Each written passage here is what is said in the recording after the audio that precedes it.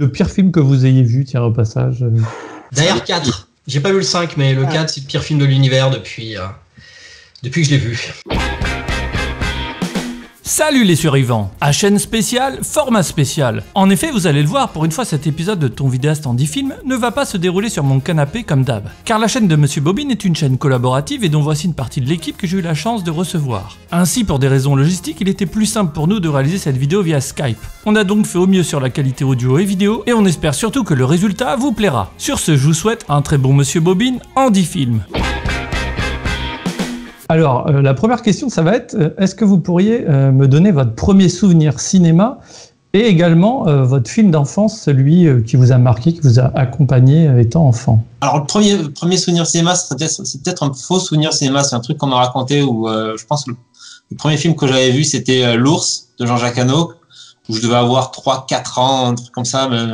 Mes parents avaient trouvé c'était une bonne idée de m'amener voir ça. Ce que ma mère m'a raconté, c'est que j'étais sur mon siège et puis au moment en fait où la maman du petit ourson au début du film se fait tuer, elle a reçu en fait un bébé sur ses genoux en pleurs. Je veux pas qu'il meure. Et sinon après ça, il y a eu d'autres films, mais le premier souvenir cinéma, en tout cas le premier souvenir d'un film que j'attendais et que je voulais voir et que j'ai attendu pendant des semaines, c'était Jurassic Park parce que j'avais 10 ans et puis il y allait avoir un film avec des dinosaures. Et je savais que tôt ou tard, il allait passer au cinéma de mon petit village et voilà. Et puis j'ai pas été déçu et c'est vrai que ça c'est resté à partir de là un film que j'ai regardé encore et encore pendant pas mal d'années quoi. Et à côté de ça, il y avait eu un souvenir plus bizarre, c'était je me souviens d'être allé voir Rocketeer au cinéma. Je sais pas exactement comment il était passé dans mon petit cinéma de village. Le problème, c'est que pendant longtemps après, j'ai cru que c'était un faux souvenir. Parce qu'en fait, le film a tellement disparu de la circulation parce qu'il n'a pas marché. Et puis, il n'y avait pas Internet, je lisais pas forcément les revues cinéma. Et donc, pendant longtemps, je me suis demandé, mais il a vraiment existé ce film ou je l'ai rêvé? Tu sais que j'ai eu ça avec Bucaro Banzai, Aurélien. Gamin, j'avais vu à la télé, alors c'était à la télévision parce qu'au cinéma j'avais pas moyen de le voir, mais j'avais vu un film avec un type qui traversait une montagne avec des trucs chelous et pendant des années je savais pas du tout ce que c'était alors que j'avais vu Bucaro Banzai entre temps. Et c'est chef-d'œuvre. Oui, il y a un mini-schisme autour de Bucaro Banzai. J'ai eu ça aussi sur The Thing, moi. C'est pas un souvenir de télévision, mais gamin, je me souviens plus ou moins être descendu probablement pour aller pisser pendant que mes parents regardaient un film. Et là, c'était un tout petit écran de télé de merde, une petite télé cathodique, mais je me souviens très distinctement voir une espèce de tête se détacher d'une table d'opération et avec des espèces de filaments verts qui se détachent du cou, quoi. Donc un truc vraiment crado. Mes parents m'ont gueulé dessus en disant remonte tout de suite te coucher. Évidemment, c'était peut-être pas le meilleur moment pour descendre. Pendant des années, je me suis demandé mais qu'est-ce que c'était que ce film? J'en ai pas forcément fait de cauchemar, mais l'image était restée. Je me suis dit bon, c'est ce truc avec cette tête qui se détache. Et je me suis dit c'est un film d'horreur lambda, je ne sais pas. Enfin, et il a fallu que je revoie aller au moins 50 fois The Thing pour me dire mais c'était ça. Il y a eu le pop à un moment. Ah ouais quand même. Mais au cinéma. Ma mère m'emmenait de temps en temps, elle m'avait emmené voir les films de Marcel Pagnol, La gloire de mon père, Le château de ma mère, tout ça. Et je me souviens avoir vu un bout de Octobre Rouge, parce que c'était gouré de séances. Donc on était rentré dans la salle, on voit des sous-marins, des trucs comme ça, et ça a l'air cool. Et puis on s'est trompé de film. Puis on est sorti, je dis oh, merde. Mais le premier film dont je me souviens vraiment, c'était la Cité des enfants perdus, je crois. J'étais allé voir sur Nantes, et j'étais ressorti en me disant mais c'est le genre de film que je n'avais jamais vu en fait en France tout simplement. Donc je savais pas que ce genre de truc pouvait exister et le film m'avait marqué et même à revoir maintenant je pense que c'est toujours quelque chose qui est voilà. Et le film du coup qui t'aura accompagné dans ton enfance, ton film d'enfance quoi, ta petite Madeleine, ça serait quoi? Je pense que ça va être Jurassic Park aussi parce que je l'ai pas vu au cinéma. Je l'ai vu en laserdisc chez un pote qui avait un écran géant. Enfin, c'était quand on y allait, c'était vraiment le cinéma à la maison, avec les premiers qui sont de base 5 points. Donc c'est vrai que le T-Rex qui gueule sur la bagnole, ça fait son petit effet. Tu m'étonnes. Avec le copain qui l'avait déjà vu, qui dit attends, tu vas voir la chef, tu vas voir la chef. Ouais, la chef, la chef. On peut pas y échapper. Hein. Non, c'est clair. Jurassic Park, ça met tout le monde d'accord en général. Quelqu'un d'autre, du coup, veut prendre la parole ? Moi, c'était... Alors, je me souviens absolument pas du reste du film, mais c'est Robin des Bois, Prince des voleurs. Okay. Et c'est la flèche de la scène la scène de la flèche en vue subjective. Voilà. Et cette scène m'a marqué. C'est vraiment mon premier souvenir de cinéma. Je me souvenais absolument pas du reste du film jusqu'à ce que je revoie il y a quelques années. Mais cette scène était vraiment restée ancrée dans ma mémoire. Quoi. Pour moi, Robin des Bois, c'était cool parce qu'il y avait cette scène. Et donc, Les Visiteurs, c'est cool parce qu'il y a aussi une... c'est cool, mais pas pareil. Hein. À la même époque, on l'avait aussi dans Evil Dead 3. Voilà, c'est un peu plus cool. Merci. C'était à la mode. Mais bon, je crois que j'avais 4 ans, quelque chose comme ça, et ça m'avait vraiment c'était marqué. Et le film qui a accompagné mon enfance, que j'ai dû user la VHS jusqu'à la moelle, ça doit être le premier Indiana Jones, Les Aventures de l'Arche perdue, où à chaque fois que y avait les nazis au Tibet, je frissonnais à chaque fois. Enfin voilà, c'est le film que j'ai dû user le plus et qui m'a vraiment accompagné, et pas que mon enfance, plus loin quoi. On n'échappe pas à Spielberg quoi quand on est gamin. Bah non. Ah non. Je l'ai ici. Non, là. Voilà. Voilà, c'est là. Putain, c'est pas facile de s'orienter. Juste là. On aurait pas été tous. Alors et du coup Aurélien, toi ça serait moi, le premier souvenir cinéma, donc salle de cinéma, c'est le même qu'Aurélien, en fait, c'est l'ours de Jean-Jacques Hano. Et je me souviens que ce qui m'avait vraiment marqué à l'époque, et je pense qu'elle était assez décisive, c'est la séquence où l'ourson mange des champignons et ça part en espèce de trip grotesque, psychédélique, avec de la déformation dans tous les sens, des changements de couleurs et tout. Et cette séquence, en fait, j'ai vu le film, j'avais 6 ans, mais ça m'a fasciné. Et depuis, j'ai toujours aimé vraiment, voilà, ce genre d'esthétique un peu psychédélique, basé sur la distorsion, tout ça. Enfin, je pense que ce film a été assez important. Mais après, vraiment les films de mon enfance, peut-être les 3 premiers films que j'ai vus, en fait, en tout cas dont je me souviens d'avoir vu, c'est Les Dents de la Mer, Conan le Barbare, et Indiana Jones c'est le Temple Maudit. Et entre 4 et 5 ans, je dirais. Mon fils, il a 7 ans, il veut pas regarder Indiana Jones. Hein. C'est les boules, quoi. Parce qu'en fait, j'ai un grand frère qui a 11 ans de plus que moi, et lui, c'est les films qu'il regardait en fait quand il avait 15-16 ans. Et ils sont acceptés que je les regarde à côté de lui, quoi. Je veux dire, il n'avait pas du tout cette responsabilité-là, ce qui fait que y a pas mal d'images en fait qui m'ont vraiment marqué dans ces films, genre le cœur arraché, ou le gamin qui meurt, ou le gamin qui meurt avec le sang qui jaillit de l'eau dans Jaws. Pareil, le mec qui se transforme en serpent dans Conan, je pense que ça fait vraiment partie des images clés en fait de mon rapport au cinéma, quoi. Je veux dire, c'est et aussi un autre film que j'ai découvert genre 1 ou 2 ans plus tard qui a été très important, c'est Jack Burton dans Les Griffes du Mandarin, où là pour le coup il y avait vraiment cet univers de fantasy asiatique qui m'a fasciné. Je suis tombé immédiatement amoureux de ça, à un tel point que je me passais en boucle les publicités, les mystères de Pékin qui passaient à la télé à l'époque. Et après, ça a déterminé vraiment tout mon amour pour principalement le cinéma de Hong Kong, tout ça, quoi. D'accord. Et toi, Yoann, du coup ? Moi, en fait, c'est un souvenir de cinéma assez particulier. C'était JFK d'Oliver Stone à 4 ans. Ah oui. C'était parce qu'en fait, je voulais pas rester seul chez mon père, et donc ma mère et mon arrière-grand-mère avaient décidé d'aller voir ce film. Et donc je les ai accompagnés.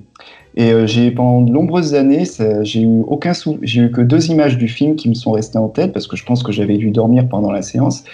C'était la scène où la témoin est balancée sur le bord de la route au début du film, et la scène où Kevin Costner est tellement absorbé par son enquête qu'il en vient à donner à manger à son chien plutôt que de manger son repas. Et pendant des années, je cherchais d'où venaient ces images et tout, et c'est quand j'ai revu le film que je me suis rendu compte que ça venait de là. Et donc on m'a expliqué qu'effectivement c'était le premier film que j'avais vu en salle à cette époque, quand je devais avoir 4 ans. Et après, un peu comme Aurélien et tous les autres, j'ai vu tout un réseau de films à peu près au même âge, soit en VHS, soit à la télévision. Donc je me souviens principalement de Terminator 2. J'avais des gamins aussi. Hein. À 4 ans, tout le film m'a énormément marqué, que ce soit le cauchemar nucléaire en particulier, la scène finale dans la fonderie, enfin voilà. Et après, des films comme Indiana Jones, le Temple maudit, ou même Phantom of Paradise de Brian De Palma, que j'étais tombé dessus par inadvertance un soir à la télé. Je me souviens de la scène de la presseuse qui m'avait énormément marqué. Mais sinon, si je devais garder un seul film de mon enfance, à part Jurassic Park, sans hésiter, ce serait Retour vers le futur, dont j'ai usé la VHS enregistrée un nombre incalculable de fois. Voilà. Mais c'est marrant parce que du coup, c'est vrai que moi, à l'époque, il y avait Canal+ qui diffusait aussi pas mal de films hongkongais. Et je me souviens d'avoir vu Histoire de fantôme chinois, et c'est pareil, en plus de la VHS, en plus de tout ce qui se faisait à l'époque, tout ce qui sortait, je me souviens de la VHS de Akira par exemple, c'est quelque chose qui se passait sous le manteau à l'école. Sous le radar, c'est la VHS TF1 vidéo, et on nous le passait en disant c'est un dessin animé ultra violent, c'est pas pour nous quoi, c'est super cool.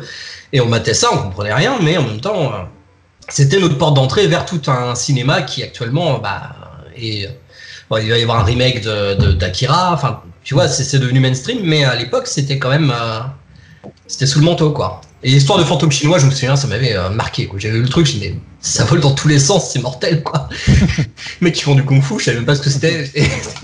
Mais c'est vrai que cette époque, c'était particulier. Enfin, je me souviens que c'était dans les années 90, il y a eu toute cette explosion d'animation japonaise en France. Et donc, dans les vidéoclubs, ils mettaient tout dans le rayon dessin animé. Et je me souviens que pas loin de chez moi, il y avait un vidéoclub où dans le rayon enfant, on pouvait louer du Rotsuki Doji à base de tentacules et tout, mais pas de souci. Donc, dans mon collège, tous les gamins avaient vu Rotsuki Doji, quoi. Du coup, vous me faites une belle transition pour la prochaine question. Quel serait pour vous votre animé préféré, tiens? Putain, c'est en série ou en film? Enfin, les deux? Ouais, moi je suis plus sur du film, mais allez, série sera acceptée. Ah, ouais, super. J'ai peur de pas faire dans l'original, parce que moi ça risque d'être Akira aussi, mais allez. Bienvenue au club, hein. Je pense que... Ouais. Je vais dire Chihiro, parce que c'est le plus beau film du monde. Le voyage de Chihiro, mais c'est pas vraiment ce qu'on pense quand on parle d'animé. Mais ça va être Paprika, je pense. Ouais, oui aussi. C'est compliqué comme question. Que j'ai dû voir 200 fois et qui à chaque fois me fait exploser le cerveau. Il y a une telle maestria, ne serait-ce que dans les transitions. Je crois que c'était Evil Fame is Painting qui avait fait un truc sur les transitions chez Satoshi Kon, et enfin c'est de la folie ce film. C'est assez hallucinant. Hein. Tellement beau, profond. Enfin pour moi c'est vraiment le meilleur animé. Voilà. Après ce n'est que mon avis personnel. Et les deux Aurélien, du coup? Alors moi j'aurais dit Princesse Mononoke, je pense, clairement. Mais j'ai envie de parler d'un autre film qui a d'ailleurs été traité dans Monsieur Bobine, un épisode écrit par Johan. Le film, c'est Vampire Hunter D, Bloodlust de Kawajiri. Et déjà, j'en parle parce que Kawajiri, c'est vraiment un réel d'animé très très important et qui n'a absolument pas la reconnaissance qu'il mériterait, enfin du moins en Occident, et puis même au Japon maintenant où il est relégué à faire du storyboard sur des très bonnes séries, mais voilà, il a rétrogradé. Et Vampire Hunter D, c'est tout simplement parce que pour moi c'est un peu une sorte d'idéal de cinéma, c'est-à-dire j'y retrouve à la fois le film onirique avec tout plein d'idées totalement folles, vraiment un imaginaire débridé, voilà, espèce de sens du surréalisme que j'apprécie beaucoup, dont on se parlait tout à l'heure, ça plus une écriture, une caractérisation de personnages de pure série B en fait. Super carré, avec de la bonne punchline, voilà, le rythme dépouillé et tout. Et je trouve que les deux se fusionnent parfaitement dans ce film. Ça, plus un design, une animation, des idées visuelles magnifiques, et surtout l'approche du vampire. Ce que j'aime beaucoup dans ce film, c'est que pendant à peu près 1 heure, on a une approche très classique du vampire. On revoit vraiment les figures de vampires de cinéma, voilà, telles qu'on pouvait le voir dans la Hammer, tout ça. Et puis, au bout d'un moment, c'est bon, on oublie ça, on va voir quel est le véritable vampire du film, et là, ça part dans quelque chose de beaucoup plus Lovecraftien, je dirais, vraiment basé vraiment sur la description de quelque chose d'indicible qui rend les témoins fous d'une certaine façon. Et je m'attendais pas à ça quand j'ai vu le film, et j'ai beau l'avoir vu une quinzaine de fois depuis, ça me surprend toujours. Voilà, donc ce film, c'est le bien. Puis c'est surtout au niveau, enfin, c'est le film qui a le mieux compris le vampire gothique en fait. Enfin, l'horreur gothique au cinéma. Enfin, puis même dans sa manière de réutiliser une imagerie presque très européenne. Enfin, il y a des images, ça aurait pu être du Mobius en fait. La chevauchée sur les raies dans le désert. Les raies géantes, tu la retrouves dans énormément de trucs. Ça, Vampire Hunter D et Bloodlust, c'est le truc, c'est pas particulièrement connu en fait du grand public, mais ça a infusé énormément dans le cinéma. Enfin, tu regardes Van Helsing, il a vu Vampire Hunter. Un petit peu trop peut-être, mais voilà, Steven Sommers l'a vu dans un blockbuster, il fait référence à ça, quoi. Donc on peut compter déjà combien de fois Julien va parler de Van Helsing ce soir. Ah, ok. C'est mon fétiche inavouable. En fait, j'allais faire un peu comme l'autre Aurélien, c'est-à-dire que si on part dans les vraiment grands classiques très connus, je serais parti sur Mononoke aussi, parmi les Miyazaki. Et sinon, pour aller un peu, pour dévier un peu, en fait, c'était pas loin. Moi, ça aurait été Ninja Scroll, que j'avais découvert à l'époque relativement par hasard. En fait, il était passé sur Canal et un copain en fait m'avait passé une cassette j'avais pas Canal à l'époque. Et il m'avait passé une cassette sur laquelle il avait enregistré le truc qui passait, je crois, avant. Et donc, je regarde le film qui m'a passé. Et puis, c'était des cassettes de 4 heures. Donc, je me dis, il a regardé, le film devait faire 2 heures. Et il a enregistré ce qu'il y avait après, quoi. Parce qu'il y avait un enregistrement. Et puis, je me dis, c'est un animé. Je pense qu'à l'époque, j'avais vu peut-être un ou deux Miyazaki, Akira, et c'était à peu près tout. Et donc, je découvre par hasard Ninja Scroll. J'ai ma mâchoire qui se décroche et face à qu'est-ce que c'est que ce truc c'est à la fois génial, c'est à la fois super gore et trash et ok, c'est absolument génial. Malheureusement, comme la cassette faisait 4 heures et que le premier film devait dépasser un peu, en fait, j'avais pas la fin. Merde. Donc, mais après, un peu plus tard, je me suis aperçu qu'il était à mon vidéoclub et donc j'ai pu enfin le voir en entier. Mais ça a été toute une ouverture justement sur une phase de l'animation que je connaissais pas du tout quand je dois avoir 14-15 ans, je pense, quelque chose comme ça. Et ça avait été un joli choc, Ninja Scrolls. Ok, une belle c'est marrant, notre génération. Enfin, j'ai l'impression que nous, les trentenaires maintenant là, c'est la VHS, c'est vraiment ça s'est presque fait par accident en fait notre rencontre avec l'animation japonaise, quoi. C'était vraiment pas quelque chose de populaire ni même de compris. Sinon, t'aurais jamais vu un truc comme Akira dans les cours de récré, quoi. Enfin, c'était.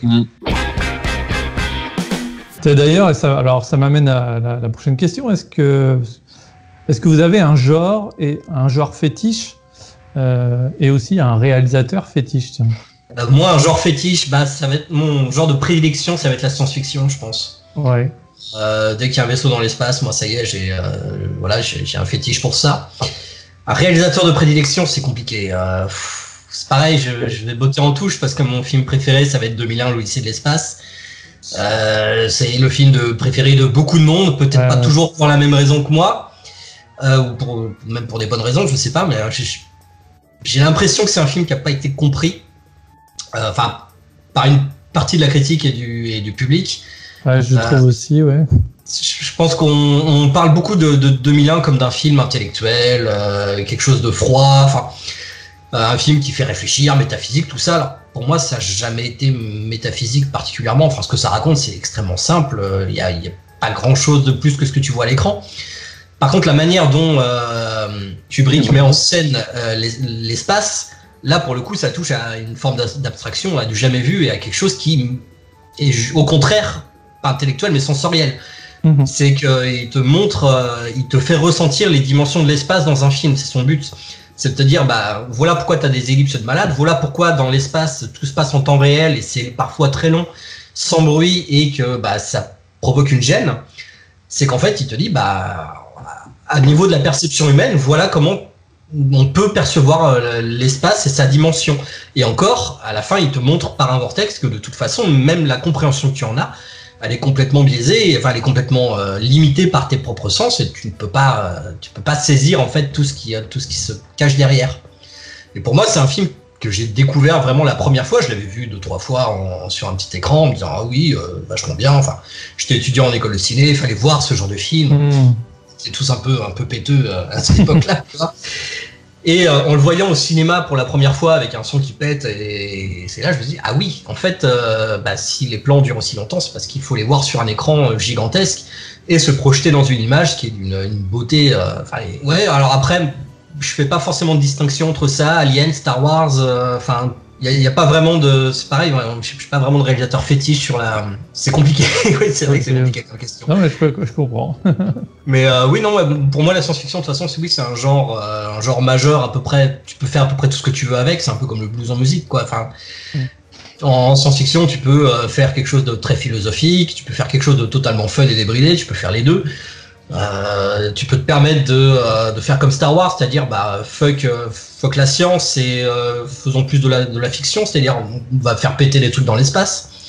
Je crois que même malgré mes grosses réticences sur la prélogie, il y a un moment que j'aime beaucoup, moi, c'est dans le 2e épisode dans l'attaque des clones, c'est qu'ils font carrément péter des bombes soniques dans l'espace, ce qui est complètement impossible, mais c'est Lucas qui dit on s'en fout, on s'en branle, on le fait et puis basta.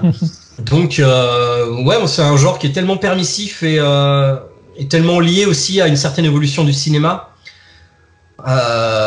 que ouais, c'est mon genre favori, ouais. Ok.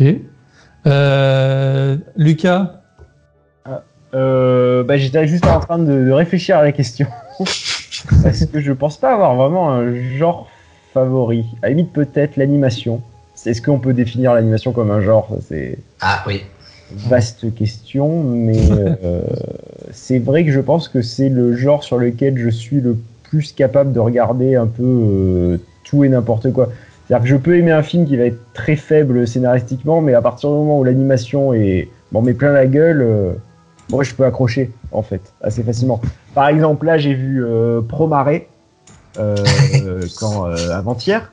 Bon, c'est pas, voilà, le fond est vraiment pas terrible, mais la forme m'a tellement foutu plein la gueule que voilà, j'ai passé vraiment un très très bon moment. Et après, du coup, en réalisateur fétiche dans ce style, je vais pas être très original, je vais dire Miyazaki, parce que c'est par lui que je suis vraiment rentré dans l'animation. Pour la petite anecdote, je vivais à la montagne dans un bled où on avait une espèce de cinéma itinérant qui passait une fois tous les 15 jours. Et je sais pas ce qu'ils leur avaient pris, ils ont décidé de passer Princesse Mononoke. J'étais seul dans la salle. Et c'est à partir de ce moment-là où je me suis dit, putain, l'animation, ça peut être ça, quoi. Et c'est là que je suis rentré dedans. Et Princesse Mononoke, c'était le tout début. C'était le début de la reconnaissance de la reconnaissance de Miyazaki. Je me souviens l'avoir vu en salle, c'était un événement Télérama, tout ça, mais c'était. Ils avaient essayé un peu avec Porco Rosso, avec le doublage de Jean Reno, tout ça, ça n'avait pas trop marché. Et Mononoke, c'est le premier qui a vraiment accroché, quoi. Avec derrière le triomphe de Chihiro qui avait eu. C'était Venise ou Berlin, je sais plus. Berlin. L'ours d'or à Berlin et qui, du coup, avait vraiment la carte, quoi. Même si ça reste un des plus beaux films du monde. Oui. Voilà. Bon, qui c'est qui s'y colle maintenant? Ils sont en train de réfléchir, là. Allez. Je suis un peu comme les autres, c'est-à-dire j'ai pas vraiment de genre fétiche, donc je pourrais guère répondre à la question. Et concernant les cinéastes, en fait, justement, c'est pas un cinéaste, ce serait plus un réseau de cinéastes. C'est-à-dire que je me rends compte que c'est un truc qui a de plus en plus dans la génération actuelle. C'est que, alors c'est peut-être dû aussi au fait que les modes, on va dire, de communication, la manière dont on a de regarder des films ou même de consommer des œuvres culturelles ou artistiques a changé. C'est qu'on parle moins comme avant de un ou deux cinéastes qui se comptent comme des influences ou même qu'on aime comme dont on aime les œuvres. C'est plutôt un réseau de 5-10 cinéastes au moins, quoi. Donc après c'est très difficile pour moi de répondre à cette question parce que ça irait aussi bien de Kurosawa à Spielberg, en passant par les Wachowski, en passant par Kawajiri, Robert Wise, Henri Verneuil, serait vraiment au Tsuark, serait vraiment très difficile à répondre, en fait. C'est des artistes très très hétéroclites, mais à la fois avec énormément de ponts dans leurs œuvres. Enfin, oui, c'est beaucoup de connexions qu'on peut retrouver, etc. Non mais je comprends que c'est une question bâtarde. Hein. C'est pour ça que je vous la pose à vous. Oui. Du coup, qui prend le relais? Après, pareil, je dirais, c'est pas forcément peut-être un genre de prédilection, mais c'est vrai que il y a quand même un certain nombre de genres sur lesquels je reviens régulièrement. Ça peut être le kaiju ou le wuxiapian, le shambara, enfin pas mal de genres asiatiques comme ça. Et c'est vrai que le film de sabre chinois wuxiapian ou le film de sabre japonais shambara, c'est peut-être les genres que j'ai le plus poncé, on dira. Et à ce titre, le réalisateur en fait qui m'a fait aller vraiment vers ce genre de cinéma, c'est après, à l'origine de l'origine, c'est John Carpenter avec Jack Burton, mais en revenant un peu moins loin, c'est Tsuyark avec The Blade, qui est un film qui m'avait vraiment traumatisé à l'époque. C'est-à-dire que c'était un film un peu légendaire parce que j'avais lu des articles dans des revues de jeux vidéo dans les années 90. Il y avait des revues genre Player One qui avaient des petits cahiers VHS où ils faisaient des critiques de films, et le rédacteur ciné de la revue, dont j'ai oublié le nom, aimait beaucoup le cinéma asiatique, en particulier ce qui sortait dans une collection de vidéos qui était dirigée par Christophe Gans, qui était la collection HK Vidéo. Et donc il y avait des chroniques de tous ces films-là, et à un moment il avait fait genre une double page sur The Blade en disant que c'était en gros il disait le film barbare ultime, vraiment, enfin il le comparait à Conan en disant que ce qu'on pouvait ressentir devant Conan, genre c'était de la gnognotte à côté de The Blade et tout. Donc il m'avait très bien teasé parce que j'ai été élevé à Conan, quoi. Et donc je suis parti à la recherche de ce film, et quand je l'ai vu, oui effectivement, j'ai même pas réussi vraiment sur le coup à comprendre ce que j'étais en train de voir. C'est-à-dire qu'il y a vraiment ce côté constamment agressif, avec une espèce de surcharge de style, d'information autant visuelle que narrative. Cette espèce de chaos en fait qui fait que j'étais totalement submergé par le film, mais par contre je trouvais qu'il y avait vraiment une sorte de puissance viscérale, une émotion qui se dégageait de ça, qui était totalement folle, où on passait à certains moments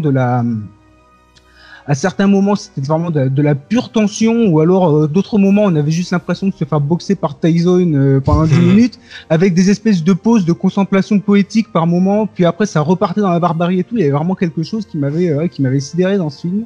Et depuis, je suis un peu devenu accro au cinéma de Tsuyark et au cinéma de Hong Kong en règle générale. Donc c'est un film très important pour moi. Ok. Et toi, du coup, un peu comme mes chers confrères, j'aurais du mal en fait à définir un genre vraiment de prédilection. En fait, souvent ça va plus dépendre de mon côté en fait du traitement des sujets, qui va vraiment en fait me polariser sur un film. C'est-à-dire que autant si en général les films qui vont me plaire, ça va être les films où le scénariste en fait vont choisir de se concentrer sur un sujet et vraiment de ne traiter que ça, et après de le traiter en profondeur, à la fois par les éléments narratifs, les éléments visuels, et vraiment de se focaliser sur un point précis, plus qu'après essayer vraiment de se disperser, de parler de plein de choses sans forcément creuser la moindre des idées. Donc dans ce genre de style-là, on peut avoir des réalisateurs très différents, mais c'est vrai que spontanément je pensais quelqu'un comme Fincher, qui aborde ces sujets de façon absolument frontale et qui va pas forcément chercher à faire des grands discours et à s'éparpiller sur plein de sujets différents, mais va creuser un sujet, que ce soit la création des réseaux sociaux dans The Social Network, la question de la masculinité dans Fight Club, où c'est à chaque fois un gros focus là-dessus, ou un réalisateur comme Cuarón, dont on a parlé 2 fois dans le Ciné Club de Monsieur Bobine, où les films en fait partent d'un point et déroulent leur sujet sans forcément regarder sur les côtés, mais en fait lorsqu'on analyse le film, lorsqu'on creuse un peu, il y a tout un développement intellectuel et moral et presque philosophique en fait qui se déroule, mais sans que il y ait des grands discours sur la vie, la mort, etc. C'est le parcours des personnages qui creusent en fait ce chemin-là. Et c'est vraiment le genre de cinéma qui va m'attirer, donc vraiment plus dans le traitement que dans le genre en tant que... Pas le cinéma bavard, quoi, en fait. C'est pas le cinéma qui t'explique tout ce que tu as à l'écran et qui te surligne des thèmes, des machins pour te dire, voilà ce que tu dois... Ouais, ou même le cinéma qui, sans forcément être bavard, peut avoir tendance aussi des fois à s'éparpiller, à vouloir traiter plein de choses à la fois. Oui. Et qui, au final, en fait, en aborde plein, mais n'en traite vraiment très peu ou de façon très superficielle, parce que un film, ça dure toujours que 2 ou 3 heures. Et j'avoue que ça, c'est un truc qui me dérangerait moins à partir du moment où l'intention du réalisateur. Quelqu'un qui en fout 10 fois trop dans son film, ça me dérangera toujours moins que quelqu'un qui essaie de se la péter sur un sujet, quoi. Ok, bon, on va retourner sur des questions, je pense, un peu plus simples. Quel est le film qui vous a fait le plus flipper et le film qui vous aurait le plus traumatisé? Oui, je peux commencer. Ouais, vas-y. Le film qui m'a le plus traumatisé, alors je sais pas pourquoi, je l'ai vu quand j'étais assez petit, c'est Panique à Florida Beach. Voilà, non mais... Les fourmis géantes. Non mais j'ai eu pendant des années, quand j'étais, je sais pas, j'avais 5-6 ans, j'avais une phobie des fourmis. En fait. J'étais persuadé qu'une fourmi géante allait me bouffer pendant mon sommeil. Donc c'est vraiment le film qui m'a traumatisé d'un point de vue purement... Je sais pas pourquoi, parce qu'en soi le film est relativement inoffensif pour la jeunesse, mais il a dû taper des choses profondes, psychanalytiques. Je sais pas. Et donc voilà, ce film m'a traumatisé. Le film qui m'a le plus fait flipper, on en a déjà parlé, c'est The Thing. Ouais, ce film me provoque une terreur absolue que je ne retrouve que dans certains passages de Lovecraft ou ce genre de choses, quoi. Il arrive vraiment à toucher des choses très très profondes. Alors, que tu ressens encore aujourd'hui? Ah oui, quand tu le revois. Ah oui, moi c'est vraiment quelque chose de... Il touche vraiment à la... Je sais pas comment dire, il arrive à toucher ce côté mythologique et en même temps organique. Il y a un mélange entre le cinéma vraiment de Carpenter et je trouve qu'il va vers du Cronenberg. Là où je trouve Cronenberg un peu trop intellectuel pour vraiment terrifier, Carpenter arrive à mélanger les deux et pour moi le résultat il est absolument terrifiant. Pour rebondir sur ce qu'a dit Lucas, moi c'est le truc qui m'a le plus traumatisé, c'est probablement le singe dans La Mouche. Donc je rebondis sur Cronenberg, parce qu'effectivement Cronenberg est intellectuel, sauf j'ai l'impression vraiment dans La Mouche, et encore dans son début de carrière, était quand même vachement c'était pas vraiment encore c'était pas maintenant, quoi, c'était pas sa carrière actuelle. Mais ouais, La Mouche, le coup du singe avec la patte qui complètement explosé dans le pod, ça m'avait traumatisé. Ouais.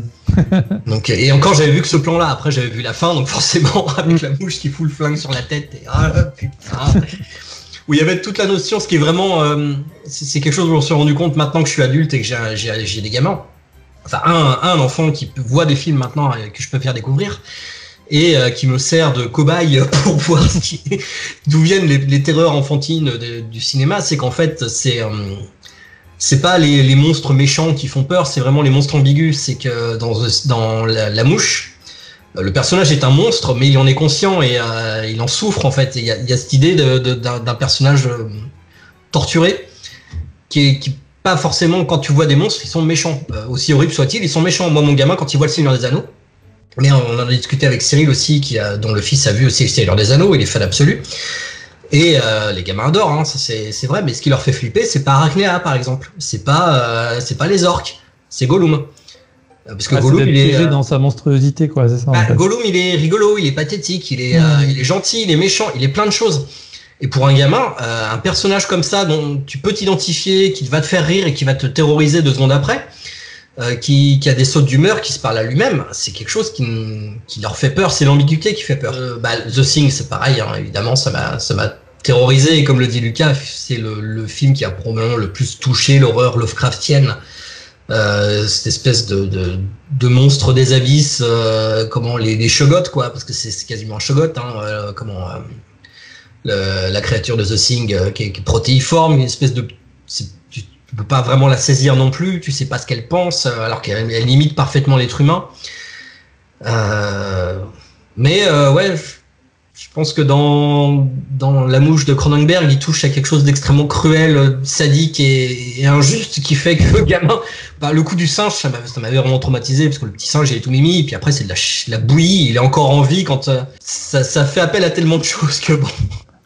Okay. Je l'avais pas vu, j'étais pas gamin quand j'avais vu, mais c'est le genre de plan, c'est l'un des rares plans où même quand je vois le film encore actuellement, je tourne un peu la tête. D'accord. Alors que visuellement, j'ai vu les trucs plus crades que ça. Enfin, on a tous vu Branded, par exemple, quoi. Ou j'allais te dire irréversible. Tu sais, tout le monde toujours cite ça comme le trauma de la scène du viol. Bah, irréversible, pour le coup, je trouve ça plus grand guignolesque que vraiment traumatisant dans sa volonté justement de faire du choc. Il y a un moment où tu te dis, ça fait presque tout l'inverse, quoi. Après, le côté test d'endurance qui est un peu trop affiché, quoi. Ouais, au bout d'un quart d'heure, tu te dis ça va, quoi. Enfin, tu sens en plus les acteurs, ils sont très mauvais en impro. Enfin, moi, j'aime pas du tout. Je déteste pas forcément le cinéma de Gaspard Noé, mais c'est vrai qu'il à un moment, ça va. Les films de philo façon gamin de 15 ans, ça va 5 minutes, quoi. Ta mère, tu parles à un grand fan de Gaspard Noé. Je suis désolé. Non, mais c'est quelqu'un que je trouve vraiment très intéressant, mais c'est vrai qu'irréversible, j'ai un peu de mal quand même. Ouais. Même le coup de foutre le film à l'envers, bon. Ouais. Mais j'ai bien aimé Enter the Void malgré aussi. Bah, Enter the Void pour moi c'est son chef-d'œuvre, mais j'ai pas vu son dernier, faut que je le vois d'ailleurs. Ah oui. Bon. On parle pas de moi, mais je te conseille d'y aller quand même, de le voir. Ça veut dire qu'on déborderait. Du coup, qui veut prendre la suite? Allez. Pour moi, le film qui m'a terrifié et traumatisé, c'est un peu comme Lucas, il n'y a pas de doute là-dessus, c'est Seven, que j'ai vu au cinéma à sa sortie. Donc, je sais plus exactement comment j'avais réussi à convaincre mes parents que si j'avais 12 ans, mais je pouvais voir Seven. C'était une très très mauvaise idée. J'ai le moment de la paresse, quoi. Où il rentre dans l'appartement et puis d'un coup t'as un cadavre sur le lit et puis d'un coup le cadavre il est pas mort et il se met à bouger. Oh, putain, il se met à bouger et d'un coup j'ai fait un bond de 3 mètres et j'en ai fait des cauchemars littéralement pendant 15 jours et j'ai dû au bout d'un moment dire à ma mère ouais non ça j'aurais pas dû voir ce film, quoi. C'était et même maintenant cette scène me met ultra mal à l'aise. En fait pour moi entre le moment en fait où j'avais vu au cinéma et où j'ai revu le film, il y avait tout un passage justement après ce moment-là où j'avais aucun souvenir du film. C'est-à-dire que ça avait complètement oblitéré en fait toute une partie du film parce que j'avais cette image qui me restait en fait genre imprimée dans ma rétine et tout ce qui se passait à l'écran, je le voyais pas, quoi. Je voyais juste ce cadavre qui s'était mis à bouger et ça a été vraiment. Après, je peux voir beaucoup de films d'horreur qui j'apprécie en fait avoir peur de pendant un film d'horreur et du coup je suis pas forcément super sensible aux films d'horreur même si j'aime beaucoup ça et en fait j'ai toujours une forme de recul avec la façon dont les films d'horreur jouent avec les émotions, notamment la peur et donc je suis toujours en une espèce de recul, mais face à Seven j'étais trop jeune et puis et du coup, encore maintenant, j'ai encore un peu de mal à le regarder sans. Ouais. Ok.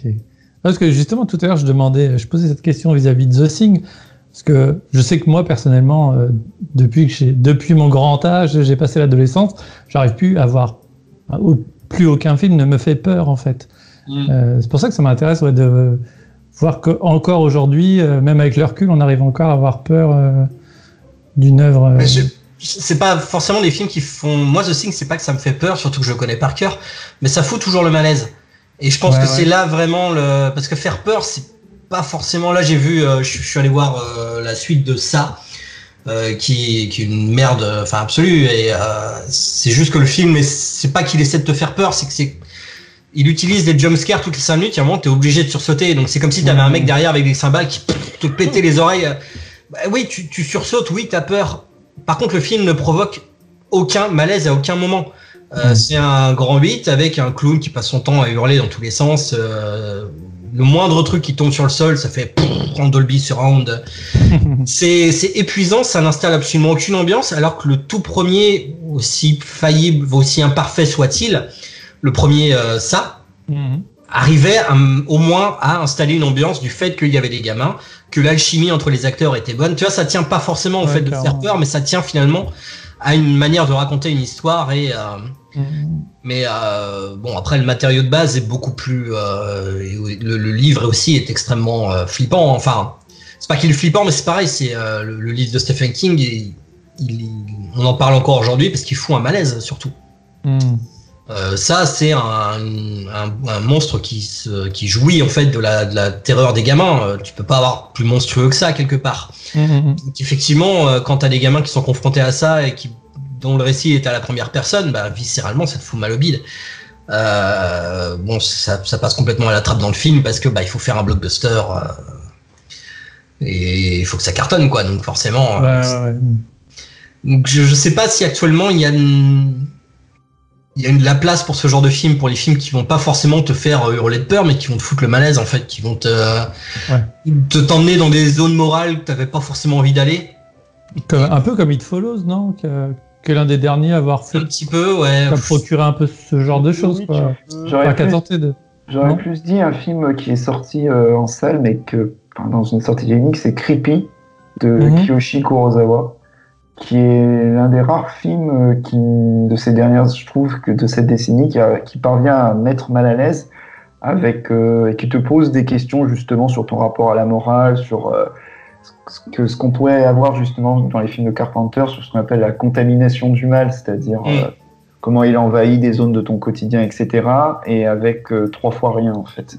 C'est-à-dire juste, ça se passe entre 2 maisons de voisins et c'est vachement bien foutu, à condition bien évidemment de rentrer dedans. Et c'est vrai qu'effectivement, c'est un film qui paraît, quand tu le regardes, il paraît assez anachronique. Mais c'est juste parce que c'est un film qui prend son temps, qui mise davantage sur le cadre et le découpage, plutôt que sur des effets chocs. Et c'est assez sinueux en fait dans sa manière d'opérer. Et je trouve que c'est un des rares films de ces dernières années qui est parvenu à renouer avec cet esprit-là en fait. Cette idée de malaise, mais qui peut-être ne te fait pas peur sur le coup, mais sur lequel tu y penses des jours et des semaines après. Ah ouais. Bah, là récemment, il y a eu Midsommar de Ari Aster. Oui, qui était très sympa, ouais. Ah, je l'ai pas vu moi. Mais... Très sympa. En plus, je trouve qu'Ari Aster, pour le coup, il a un point commun avec Kiyoshi Kurosawa, c'est le fait sur certaines séquences horrifiques, de les étirer au point que ça devienne vraiment pénible, ou qu'on n'a qu'une seule envie, c'est que ça s'arrête. Je me souviens que dans Creepy, il y a une séquence où il y a un personnage qui se fait étouffer, genre, il me semble que le perso se fait mettre sous bâche. Et là, t'as le méchant qui fait un trou dans la bâche, qui passe un aspirateur. Et donc, c'est en temps réel dans le film. Et au bout d'un moment, vraiment, tu souffres profondément et tu ressens vraiment un malaise, quoi. Il y avait ça dans la trilogie Pusher de Refn. Ah ouais. Le dernier où c'est pareil, tu vois un mec en train de se faire éviscérer en temps réel et la séquence est pas horrifique, mais moi, je l'avais vu, c'était les nuits au max, et c'était le tout dernier qu'on voyait, donc on avait faim, t'es un peu crevé, et c'est vrai que quand t'as le bide un peu retourné et que tu vois le dernier, l'efficacité, enfin là pour le coup c'est efficace, hein. c'est les plus décuplés. Pour rebondir sur ce que disaient Johan et Aurélien sur en fait à la réflexion d'un film qui avait vraiment fait flipper, et c'est un des vraiment rares à m'avoir fait flipper comme ça, c'était la première version de Ju-On. Donc après Aurélien et Johan me corrigeront, mais il y avait une première version qui était plus ou moins un téléfilm qui après été retournée au Japon, qui a donné vraiment long métrage, et après c'est devenu The Grudge. Mais j'avais mis la main au moins sur la toute première version qui était filmée en DV, pas beaucoup de moyens, mais juste en fait le traitement du son et de certains plans longs et de ce qui apparaissait ou pas à l'écran, ça m'avait vraiment fait flipper. Là pour le coup, c'était un des rares films où j'avais commencé à le regarder et je m'étais arrêté, quoi. Parce que non, là, je l'avais commencé à regarder seul dans le noir et non, je peux pas. Ah ouais, d'accord. Ok. Et du coup, il reste Johan et Aurélien. D'ailleurs, c'est marrant parce que là, on était parti sur Kiyoshi Kurosawa, tout ça, et c'est vrai que il y a très peu de films qui ont réussi en fait à me faire peur. Je crois que j'en ai que 2 ou 3 qui viennent à l'esprit, dont Kairo de Kiyoshi Kurosawa, qui pour le coup c'est vraiment un film où on sent une espèce enfin je sais pas comment définir ça, de détresse existentielle en fait. C'est un film qui arrive finalement à évoquer des questions très profondes et dont les réponses sont pas particulièrement agréables en fait. Et c'est très angoissant. Mais après, l'autre film dont je voulais parler, qui est un gros classique et qui est généralement considéré comme un des films les plus flippants de tous les temps, mais c'est vrai qu'il a fait son effet, c'est le premier Massacre à la tronçonneuse, celui de Tobe Hooper de 1974, où en plus, pour la petite anecdote, c'est un film que je l'ai découvert à une période où j'avais de gros problèmes de santé. j'avais été hospitalisé pendant un certain temps et c'était une période où j'oscillais constamment entre 39 et 42 fièvres. Et je me suis dit, tiens, si je découvrais ce film.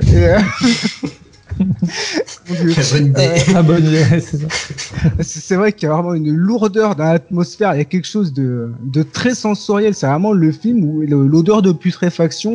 Oui. C'est comme si c'était un odorama, quoi, je veux dire.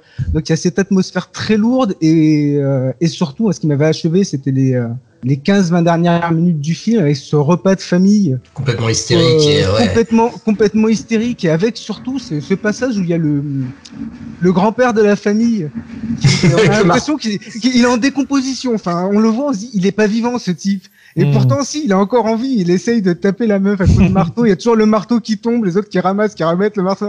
Et là, je savais pas quoi penser, en fait. Enfin, normalement, je pourrais rire devant ça, mais j'ai pas envie de rire à la fin. C'est très, très perturbant comme film. Ça m'avait marqué. Ok. Et toi, Johan, du coup? Ça rejoint en partie Aurélien sur Massacre à la tronçonneuse. Donc, je vais citer, pour éviter de répéter, je vais citer le film peut-être qui m'a le plus terrifié. C'est L'Antre de la folie de John Carpenter, que j'avais vu très jeune, par accident, puisque ma mère l'avait loué au vidéoclub en pensant qu'il s'agissait d'un film policier. Donc, vu le titre, le synopsis, etc. Et je me souviens que j'étais vraiment mal à l'aise parce que c'était pas, on va dire, les peurs enfantines justement auxquelles tu peux être habitué à cet âge-là, c'est-à-dire le croque-mitaine, etc. Là, c'était vraiment des peurs très adultes, c'est-à-dire sur la perception de la réalité, sur cette espèce de communauté recluse qu'en fait sont tous plus ou moins contaminés par le mal et deviennent des espèces de créatures. Et je me souviens que j'avais été très perturbé par les enfants en fait de Hobbs End, parce que justement il les filme comme si c'était des gens normaux, mais du fait qu'ils sont déformés, etc. Le malaise, vient de cette espèce de dichotomie entre la manière dont il les filme et ce qui est représenté à l'écran. Et puis il y avait ce climax final. Alors je sais pas si je le spoil pour ceux qui n'ont pas vu le film, mais où justement tu as cette espèce de sensation d'apocalypse, littérale, et où en fait j'étais très perturbé par la fin méta, où en fait il voit le film qu'on vient de voir en fait. Et je me souviens, c'était quelque chose qui m'avait énormément marqué, plus toutes les péripéties, le fait qu'il ne pouvait pas s'échapper de la ville, etc. C'était plutôt l'espèce d'idée que, comment dire, la réalité que tu connais, elle peut dérailler, et en fait, ça peut toucher tout le monde, en fait. Et, en plus, c'est un film qui est certes aussi, il faut dire ce qui est, c'est que c'est un film intemporel, parce qu'il tient très bien la route, mais il est très ancré dans les peurs des années 90, justement. C'est-à-dire avec tout ce qui était les phénomènes un peu de suicide collectif qu'il y avait à l'époque, la peur de l'an 2000, etc. Et ça rejoint en fait pas mal de films qui justement abordaient ce sujet, même en fin de siècle. Ce qui est assez marrant, Cronenberg, on le faisait aussi, l'idée que l'horreur peut se manifester physiquement, en fait, que le fait de lire des horreurs, le Sutter Kane, c'est Stephen King, hein. Oui, c'est ça. Sutter Kane, ça sonne comme Stephen King. Et c'était l'idée que plus tu vas accepter des horreurs, plus physiquement tu vas changer aussi. Et que finalement toute la civilisation change parce que d'un seul coup elle est, je crois que le personnage de Sutter Kane l'explique, il dit c'est juste un changement de civilisation. À un moment, l'être humain sera une légende pour. Donc t'as ça, t'avais Matheson, t'avais Stephen King qui en faisait son beurre, t'avais Cronenberg qui faisait ça aussi, voilà. Et comme dit Johan, ça rejoignait quand même une actualité des années 80 où aux États-Unis, t'avais des groupes de pression qui commençaient à dire que les jeunes qui jouaient à Donjons et Dragons allaient devenir satanistes et faire des suicides rituels, les jeunes qui écoutaient du heavy metal allaient pareil devenir satanistes et se suicider. Donc il y avait tout cet écho-là par rapport à l'actualité du moment, et en même temps ce qui est génial, c'est que le film n'a pas vieilli, on peut le revoir à l'heure actuelle. Oui, clairement. Il joue toujours sur les mêmes peurs. C'est vrai que quand il réussit à se barrer de Hobbs End la première fois, t'es effectivement soulagé, juste pour que derrière ils te remettent le choc en disant non, en fait tout ça c'est du flan et t'es encore prisonnier du film, quoi. Bon, je vous propose de passer faire un truc un peu plus léger là du coup. Est-ce qu'il y aurait un film que vous avez honte d'aimer regarder et le pire film que vous ayez vu, tiens, au passage. Ah Die Hard 4. Die Hard 4. J'ai pas vu le 5, mais le 4, c'est le pire film de l'univers depuis que je l'ai vu. Non, Die Hard 4, c'est l'un des rares films où je suis sorti de la salle avec l'envie de taper littéralement tout le monde. Parce que c'est probablement le film le plus con que j'ai jamais vu. Et il y a pire, probablement, je veux dire, techniquement, ou même au scénario. Ma femme, elle comprend pas, pour elle, c'est un bon divertissement. Je me dis, mais non, c'est pas. C'est viscéral. Die Hard 4, c'est l'antithèse totale de ce que j'aime dans Die Hard et ça essaie de te faire croire que c'est du Die Hard. À partir de là, c'est vrai que j'ai vraiment eu envie de taper tout le monde à la sortie de la salle. Le yippee Mother, je crois que c'est flouté le truc. Le coup de même à la toute fin, le fait que John McClane s'en sorte uniquement parce qu'il a de la moule dans le film, il a que de la chance quoi. Il y a les deux bagnoles. Il y a une bagnole qui lui tombe sur la gueule comme par hasard, il y a deux bagnoles qui arrivent qui font rebondir la bagnole, tu te dis mais quel intérêt, en fait les péripéties n'ont aucun sens. Et ça préfigurait, j'ai l'impression, le cinéma, le blockbuster actuel en fait aseptisé, dans lequel rien n'a de conséquences, dans lequel, les personnages de super-héros se tapent la gueule sans qu'il y ait personne n'ait le moindre bleu, ou alors si quelqu'un se pète la... dans Civil War, il y a un moment un personnage qui se fait péter la colonne vertébrale, tu le revois dans les derniers films, c'est comme si c'était rien passé, en fait, c'est pas trop grave, il a des jambes robots, allez, basta. Là, Die Hard 4, c'était ça avant l'heure, en fait. Alors, je sais pas s'il y avait des précédents avant, mais pour moi, il y a cette date. C'est le film où, même à la toute fin, il se fait tirer dessus par un avion. C'est un malentendu. En plus, il y a toute la séquence. Le mec dans l'avion croit que John McClane c'est le méchant, donc il vient dans son camion en train de dire mais non, c'est moi le gentil. Et il continue à se faire canarder. Il réussit, je ne sais plus comment, à balancer des trucs complètement improbables pour que l'avion pète. Et tu vois quand même le pilote. T'as un plan qui te montre que le pilote a survécu. Et ça c'est le genre de truc que t'as dans les dessins animés du samedi matin d'habitude. Oui, c'est il y a pas eu de mort, tu vois. Oui, c'est ça. Mais ce que je trouve hallucinant, c'est que quand même Die Hard 4, c'est tellement la contradiction ultime de Die Hard 3 qui, parce qu'un des principaux partis pris du film, c'était clairement de crédibiliser un maximum par plein de petits détails en fait, par la mise en scène et tout, des situations qui étaient potentiellement, incroyables, je veux dire. Et là, c'est tout l'inverse. Die Hard 4, tu te dis, mais le mec a absolument pas compris le cheminement de McTiernan sur le 1 et le 3. Je veux dire, c'est pas possible. Ah oui, je pense même au niveau du fond, il est bien daubé du cul quand même. Ouais, ça pue. Bien droitard, ça pue du cul, tout ça quoi. Ouais. Et qui pourtant avait été très bien accueilli par la presse. Faut pas l'oublier. Hein. Ça avait été, il avait eu d'excellentes critiques presse à sa sortie. Mais même en France. En France, je me souviens d'une interview d'Isabelle Giordano qui interviewait Bruce Willis et qui essayait de lui faire dire que c'était un film d'action qui réfléchissait sur l'actualité et tout ça. T'as Bruce Willis qui était en face qui non, il y a juste des explosions.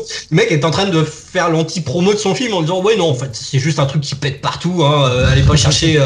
Et l'autre elle était en train d'essayer de trouver des alors que vous étiez où sur les j'allais dire les trois premiers mais au moins le premier et le troisième Die Hard quoi. Mais même le deuxième, finalement, est infiniment plus sympa à regarder que cette daube. Puis c'est moche. Visuellement, t'as cette espèce d'image couleur béton déjà qui commence à saturer. Ouais, c'est vraiment un film. Putain. Non, mais c'est vrai que c'est un film qui m'énerve profondément. Le film que t'as honte d'aimer regarder, ça serait quoi, toi? Oh, j'ai pas honte, mais c'est Van Helsing. J'ai pas de honte. C'est trop bien, Van Helsing. C'est au cinéma, c'est vrai que la première fois, j'ai dit putain c'est génial, les mecs qui renvoient la Hammer tout, j'étais super content. Puis à un moment je vois Richard Roxburgh jouer Dracula, je dis. Et puis après tu vois Elena Alaya et toutes les actrices qui jouent les harpies. Puis après tu te dis putain ça va être ça tout le film. Et au fur et à mesure, tu finis par accepter. Je sais pas comment, il y a quelque chose qui a fait un déclic, tu vois. Puis tu t'es presque ému par l'image de Kate Beckinsale qui pleure dans l'image à la fin avec la petite étoile. Tu te dis, oh putain, mais quelqu'un qui va aussi loin, il peut pas être mauvais quelque part. Quelqu'un qui met les potards aussi loin. Je sais plus qui m'en avait parlé, je crois que c'était Arnaud Bordas qui m'avait, le journaliste Capture Mag qui m'avait dit, qui m'avait conseillé de regarder, d'écouter le commentaire audio de Van Helsing, parce qu'apparemment Steven Sommers, il est sous coke tout du long, il est complètement surexcité, en train de sauter dans tous les coins, et ça retranscrit bien l'ambiance du film en fait, qui est gothique. Tu peux pas nier en fait que c'est gothique. Il va piocher dans des nouvelles, c'est quelqu'un de cultivé en fait. Sauf que quand tu regardes l'équipe SFX, le mec lui disait de toujours mettre plus rapide, à tel point que ces loups-garous, c'est les diables de Tasmanie, quoi. Ils tentent. Mais les loups-garous sont réussis, je trouve. Ok. Non, bon, c'est pas défendable en soi, mais j'aime beaucoup Van Helsing. Et toi, Lucas, du coup Alors, le film que j'aime le moins, mais c'est un peu comme Julien, c'est pas forcément le pire film du monde, mais c'est celui qui m'a le plus énervé à la sortie de salle, c'est Man of Steel. Ouais. Où, en fait, ça a été une expérience physiquement douloureuse, en fait. Et t'as vu Batman vs Superman quand même, hein? Oui, mais je l'ai pas vu en salle. Alors peut-être ça a oui. été, mais alors que Man of Steel, j'ai vu en salle.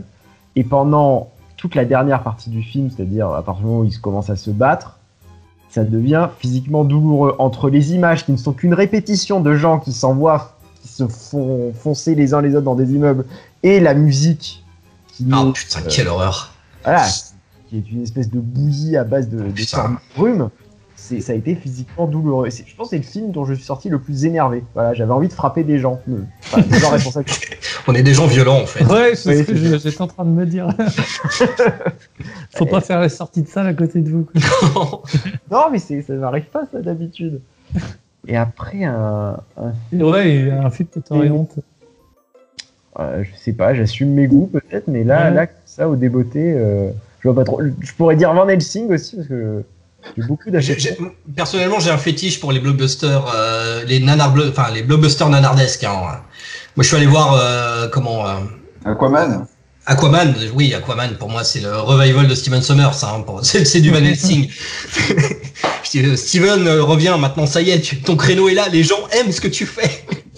Ils vont voir des gros nanars avec des types en slip, avec des plans iconiques complètement daubés, avec une note de guitare quand tu vois les gros yeux d'Aquaman. Putain, j'étais pété de rire. J'ai forcément les Anges Gardiens. J'ai un amour de ce film absolument.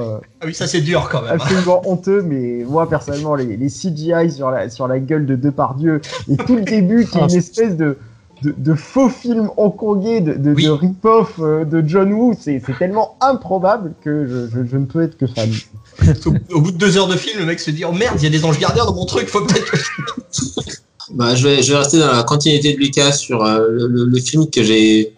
Voilà, qui pour moi un des pires films que j'ai vu, qui est pas le plus mal réalisé, le plus mal branlé, le plus mal fichu, mais celui que je déteste fondamentalement le plus, ça reste Sucker Punch.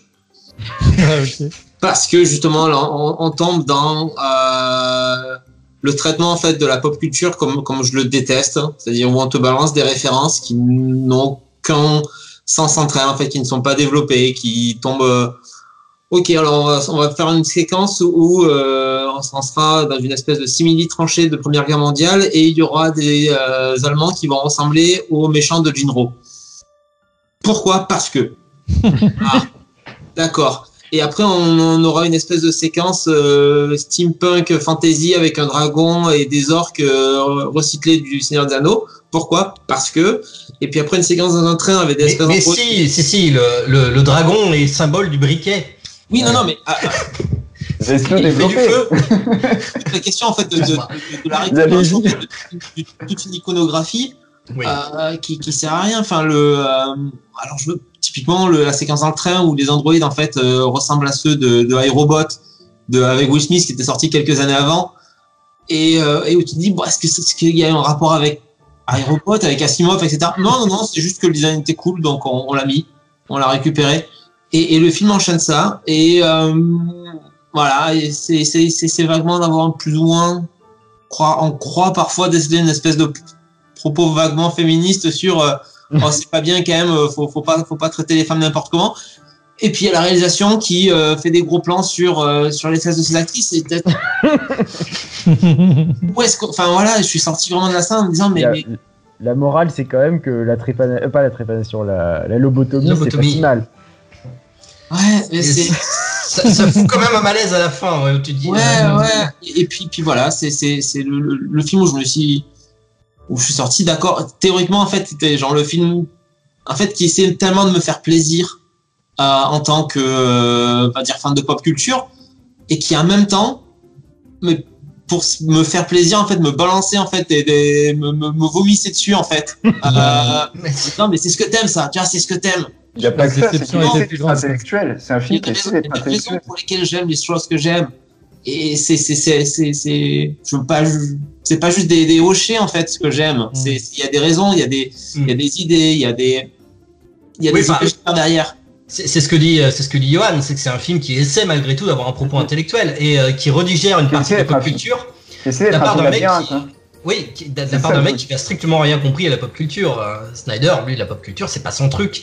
C'est un accident s'il est arrivé sur Watchmen quelque part.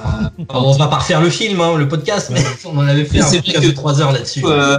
En fait, c'était un autre film en fait où je m'étais senti à peu près dans le même état, c'était 500 jours ensemble, 500 Days of Summer, où je l'ai vu à l'époque en fait, où j'écoute toujours, en gros j'ai à peu près les mêmes goûts musicaux que le personnage de comment il s'appelle, l'acteur principal, Joseph Gordon-Levitt. Merci. Et en fait, j'avais l'impression en fait de me voir déverser au visage de ah ouais, t'aimes bien ça. T'as vu, j'ai mis telle référence de musique et tu aimes bien ça. Et puis le coup de Zoé Deschanel en Pixie Dream Girl, t'aimes bien ce genre de personnage de Pixie Dream Girl parce que t'es un trentenaire qui aime ce genre de musique. Arrête film. Non, stop. Alors pour le film qui m'a le plus énervé, je sais pas vraiment parce que je m'arrive de sortir énervé d'un film. Pas forcément énervé, plutôt le pire film que t'aies vu, quoi. Ouais. Mais alors, ok. Donc je vais me baser sur un souvenir d'une projection en particulier. C'était Arthur et les Minimoys de Luc Besson. Et je crois que c'est la seule fois de toute ma vie où, en sortant de la salle, ce que j'ai vu, c'était tellement moche, en fait, c'était tellement affreux comme film, que je sors de la salle et là, il faisait, c'était un mois de février, il faisait gris, il devait pleuvoir un peu et tout. Et là, je regarde à l'extérieur et je fais, le monde, il est beau quand même. Tellement que le film était affreux, quoi. Et il y avait un pote avec moi qui me regarde, il fait, ouais, non, mais carrément. Ça, c'était abominable. Après, pour les films indéfendables que j'aime bien, il y en a tellement, en fait, que c'est compliqué.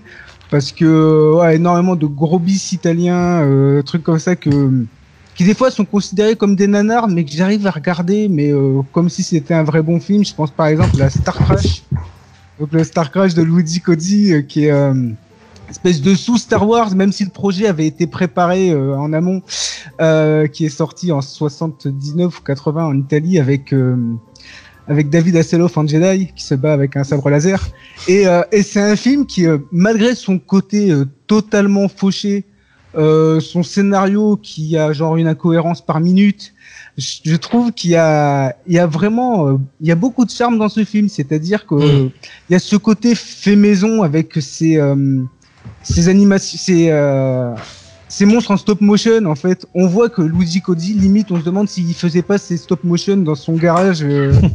Voilà, mais il y a un charme. Et pareil, il y a aussi quelque chose dans ce film que j'apprécie beaucoup, qui fait que c'est pas vraiment un sous Star Wars cynique.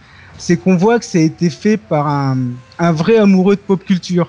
C'est vraiment le film fait par un type qui a lu des tonnes et des tonnes de céréales, qui a un véritable amour pour cette imagerie, pour ce type de narration, et qui le fait de façon totalement sincère et à un tel point que ça ressemblerait presque au genre de scénario qu'on peut écrire quand on a 10-11 ans et qu'on a découvert Star Wars et qu'on fait ouais c'est trop bien, on va mettre ça et ça, et au final ça ressemble à rien mais c'est plein d'amour ce truc.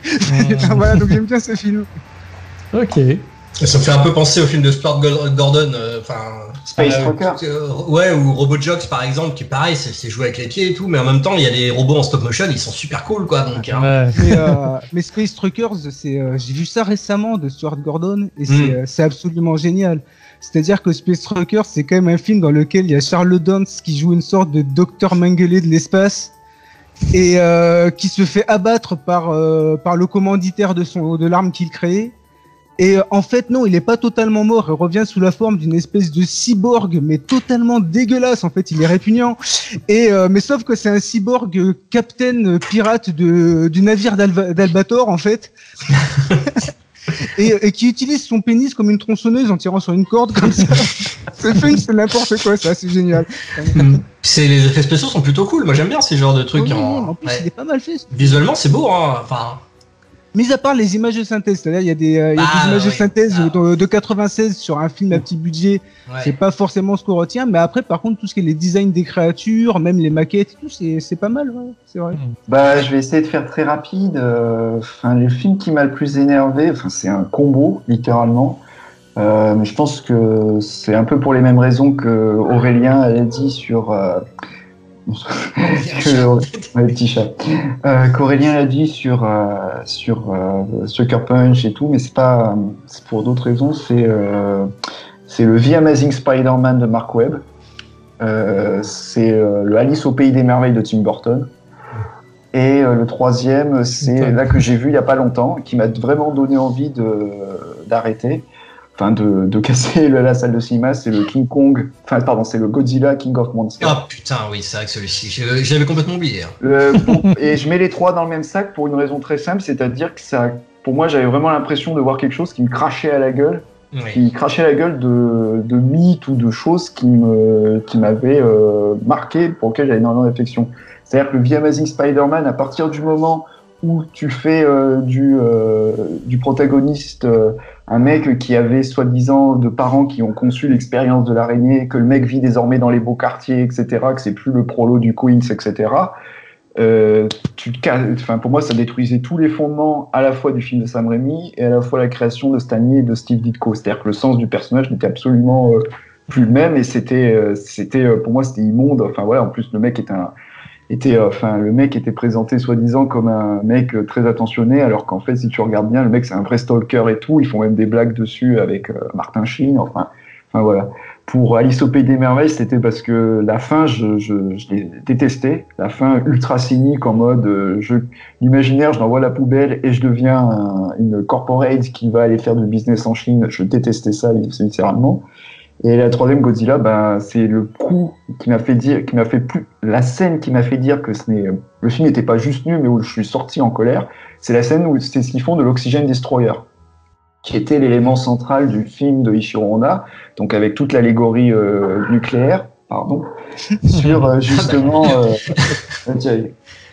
sur l'allégorie nucléaire et surtout sur qu'est-ce que tu fais justement parce que c'est ça l'Oxygen Destroyer, c'est est-ce que l'humanité est capable de dépasser ces clivages sur l'appréhension du nucléaire ou pas en fait. Et ça m'avait vraiment énervé ce qu'ils avaient fait. Et donc pour les trois mêmes raisons. Et la dernière, alors mon plaisir coupable, mais je considère pas que c'est un plaisir coupable, mais c'est quand même un film pour lequel j'ai une énorme affection. C'est Piège à Hong Kong. C'est un chef-d'œuvre. Qui pour moi n'est pas un plaisir coupable, même s'il est considéré comme tel, et que je considère vraiment. C'est un des rares films qui me met euphorisant. C'est-à-dire qu'il m'euphorise quand je le vois. C'est-à-dire que quand je sors du film, je pète la forme. T'as envie de prendre une caméra et de filmer, parce que je trouve qu'il y a une telle liberté, il y a une telle générosité dans l'expérimentation. C'est genre j'en ai rien à foutre. Faut tester un plan parce que j'en ai envie. Et en même temps, il y a un côté doigt d'honneur qui est fait quelque part à la prod à la commande qu'on lui avait demandé de faire, que je trouve totalement jouissif en fait. Et à Jean-Claude Van Damme. Et à Jean-Claude Van Damme dans son rôle. Il y a un lien avec les Anges Gardiens. Les deux films, ils ont fait. Après, ce qui est dingue avec ce film, c'est que à l'époque quand c'était sorti, c'était juste un gros bis dégénéré avec Van Damme. Et avec le recul, quand on revoit le film, on se rend compte qu'il y a quand même beaucoup d'idées visuelles qui ont fait école et qui viennent de ce film-là. Genre par exemple même, je pense pas que Fincher a vu Knockoff et s'est dit je vais faire pareil, mais tous les plans en fait de caméras qui rentrent dans des environnements numériques, genre la poubelle, par exemple la gazinière, c'est tout. Dans Knockoff, qui avait été fait genre 1 ou 2 ans auparavant, il y avait déjà tout ça. Et il y a énormément d'idées en fait qu'on retrouve dans le cinéma d'action des années 2000 que moi, la première fois que j'ai vu ça, en fait, c'était dans Knockoff, quoi. Donc, mais même dans le cinéma de Tsuyark, c'est des choses qu'il expérimentait, que tu retrouves après dans les Detective D, Oui, bien sûr. Juste pour revenir sur King Kong versus Godzilla, mais Comme Aurélien tout à l'heure, c'est ce que ça m'a fait en fait. C'est Godzilla King of Monsters. King of Monsters, autant pour moi. Ouais. Pardon. King Kong versus Godzilla, ce sera. Mais ouais. Non, c'est comme ce que disait Aurélien, c'est que c'est un univers qui me parle beaucoup. J'adore les kaiju et c'est un film qui déroule en fait tout l'arsenal du fan de kaiju. Et t'as envie de lui dire, mais arrête, c'est nul ce que tu fais, quoi. C'est pas comme ça que ça marche, en fait. Il suffit pas de mettre le thème de Godzilla à tel moment et de faire un fight et de renvoyer à tel film. Parce que du coup, c'est un film qui a complètement oublié que les Monster Brawl de la saga, de la franchise Godzilla, c'est avant tout super fun. C'est des comédies, c'est des films d'espionnage, c'est des films qui changent de genre à chaque truc. Il y a même un drame social, en fait, dans les Godzilla. C'est pas le meilleur, hein, mais... ouais, c'est le Godzilla Revenge, enfin c'est celui avec Minilia, enfin il est un peu pourri celui-là, mais bon, c'est un espèce de truc à la Home Alone dans une franchise avec un monstre géant, tu te dis mais voilà. Et là les mecs ils te refont la même soupe que le premier avec la même histoire d'une famille éclatée avec un ton super sérieux, c'est-à-dire qu'ils prennent au sérieux quelque chose qui est à la base limite de la comédie.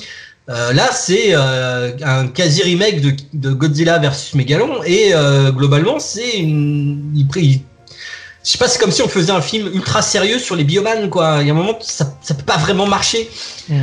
Ouais, l'exemple peut-être pas bien choisi, mais où on fait un remake des Anges Gardiens et on fait un truc super sérieux et noir, tu vois. Fondamentalement, ça marche pas. Le genre est pas là.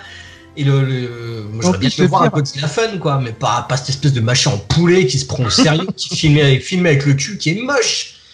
Mais en plus, ça assume même pas sa noirceur. Enfin, c'est ça le pire. C'est-à-dire que c'est quand même le film dans lequel il y a un des personnages principaux qui est un peu responsable de la mort de millions de personnes. Et c'est traité de façon ah ben ouais, on fait tous des erreurs, hein, c'est pas grave, hein, bon allez tu vas me chercher du café, tu vois. c'est quand même particulièrement débile en plus, hein, comme histoire. Enfin, j'en ai vu, j'ai vu le dernier Spider-Man qui est aussi très con dans son scénario, mais alors là putain, King Kong. Mais je crois qu'il restera imbattable, hein, le Godzilla 2. Non, le Godzilla 2, quoi. Le personnage qui t'explique ouais, non, on a libéré tous les monstres pour tuer tout le monde, mais ça va rétablir l'équilibre naturel. Quoi? Bon, on va prendre le pendant inverse, là, du coup. On va aller dans le positif, les gars. On est énervé, là. Voilà. Il me faut une autre. C'est pareil, ça va pas être évident, mais quel est votre film culte et votre plus grosse claque cinématographique, quoi? Bah. Allez, culte, je sais pas. Je peux dire, je t'ai répondu 2001 tout à l'heure, c'est un peu bateau. La plus grosse claque cinématographique, je pense pas que ce soit la plus grosse, mais c'est celle dont je me souviens le plus, enfin on va dire la moins éloignée dans le temps, ça va être Speed Racer, je pense. C'est là où je suis sorti de la salle avec le cerveau retourné en me disant on peut faire ça en fait dans un, enfin ça existe en fait, on peut faire ça. Et c'est vraiment, je suis sorti de la salle en ayant l'impression ouais, j'avais jamais vu ça et je m'y attendais. Hein, j'étais fan des Wachowski. Je savais que quand elle se mettait sur un film, il fallait s'attendre à être surpris. Mais et je suivais toutes les bandes annonces. Visuellement, j'étais déjà complètement acquis à la cause. Mais c'est vrai que voir le film et ressortir après derrière, surtout la course finale qui est un espèce de shoot d'adrénaline en plein cœur, t'es ok. Donc c'est vrai que quand tu sors, tu marches pas droit. Cool. On sort pas souvent ce film, justement. Quelqu'un d'autre, du coup? Mon film culte, je pense que le film avec lequel je me débatte, en gros, depuis que je l'ai vu, qui est I'm Not There de Todd Haynes. Parce que en tant que fan de musique et qui a toujours été extrêmement déçu par tout ce qui était biopic. Parce que même les biopics qui peuvent être très bien faits en fait ont souvent une narration un peu trop linéaire et puis ont tendance en fait à vouloir enfermer un artiste dans une vision un peu toute tracée, un peu caricaturale, où il faut quand même que les étapes de sa vie passent par telle et telle case, histoire d'avoir un scénario à la fin qui te fasse 2 heures de film à peu près. Le fait qu'à un moment Todd Haynes se dit moi je vais faire un film sur Bob Dylan et puis sauf que je vais pas parler de sa musique, je vais parler de sa vie, mais à travers des personnages qui ne sont pas lui, et comme ça je vais les réinventer. Et ça va donner ma vision de Bob Dylan, mais qu'en même temps, il y aura des éléments dans lesquels le public et les fans pourront les piocher, et puis les réinterpréter, et puis poser des questions aussi vis-à-vis d'eux-mêmes, comment est-ce qu'ils voient le personnage de Bob Dylan. C'est vraiment un film dont je suis tombé amoureux dès que je l'ai vu, que j'attendais déjà avec beaucoup d'impatience quand il sortait en 2007, et puis et que Julien sait quelque chose avec lequel je me débat depuis un moment en essayant d'écrire quelque chose dessus. Mais ouais, ça fait partie en fait des films en fait que je peux revoir encore et encore en dessinant des nouvelles choses à chaque fois en me posant des nouvelles questions, ce qui n'aide pas en fait qu'à un moment tu veux arriver à avoir un texte relativement définitif dont t'es content quoi. Parce que t'as toujours des choses à rajouter, des choses à changer. Ouais, c'est un film qui arrive à concilier, disons, à la fois mon amour de la musique, mon amour du cinéma et mon amour en fait justement de toute, en fait, de l'analyse de chacun de ces deux médias. Donc là, ça se regroupe en un seul film et c'est vraiment le film du coup que je peux considérer culte pour moi. Et après, ma plus grande claque, pas forcément ma plus grande, mais en tout cas c'est ma plus ancienne, c'est Orange Mécanique, que j'avais vu, je sais pas, je devais avoir 15-16 ans, un truc comme ça. Et c'est peut-être en fait le premier film dont je me souviens en fait où l'avoir regardé et avoir pris une grosse claque en mode ah ouais, donc le cinéma c'est pas juste pour se divertir quoi. Ça peut aussi te faire apprécier en fait des choses qui sont négatives. Ça peut aussi en fait avoir des plans qui durent longtemps et devant lesquels en fait t'es pas forcément à l'aise, devant qui sont beaux mais en même temps qui sont vachement dérangeants. Et là donc je me suis dit ok, il y a autre chose que dans le cinéma, je me pose devant mon truc et avec mon popcorn et ou mon bol de céréales et je m'éclate quoi. Ouais. Et voilà, donc à ce niveau-là ça m'a vraiment fait un avant et un après Orange Mécanique. Ok. Et toi Lucas du coup? Alors, dernière claque. Alors, c'est un film qui est sorti il y a un moment, mais que j'ai eu la chance de voir dans une projection au cinéma. Et c'est Les Moissons du ciel. Ok. Là, laissé littéralement, voilà. Pareil, c'est encore une fois, j'avais beaucoup aimé Tree of Life, mais là, je trouve que c'est vraiment un niveau vraiment supérieur. Malik est beaucoup plus fort dans ce film-là. Parce qu'il est peut-être moins embarrassé de tout ce qui... The Tree of Life, il essaye peut-être d'en dire un peu trop, en fait. Il essaye peut-être d'aller un peu loin, alors qu'il y a une simplicité dans Les Moissons du ciel, avec une richesse, une densité thématique vraiment très très forte. Mais il y a ce côté, transcendantal. Enfin, justement, il n'explicite pas, dans The Tree of Life, il explicite la dichotomie entre c'est quoi, la grâce et la nature. Et là, elle y est sans qu'on ait besoin de l'expliciter, en fait. Et à côté de ça, il y a parmi les plus beaux plans qui ont été tournés, les plans de moisson, les plans des sauterelles, c'est des choses complètement folles. On se demande les quantités de travail pour arriver à avoir quelque chose comme ça. C'est vraiment... Pour moi, c'est vraiment le cinéma dans ce que ça peut aller de plus loin, quoi. Ok. Du coup, Johan?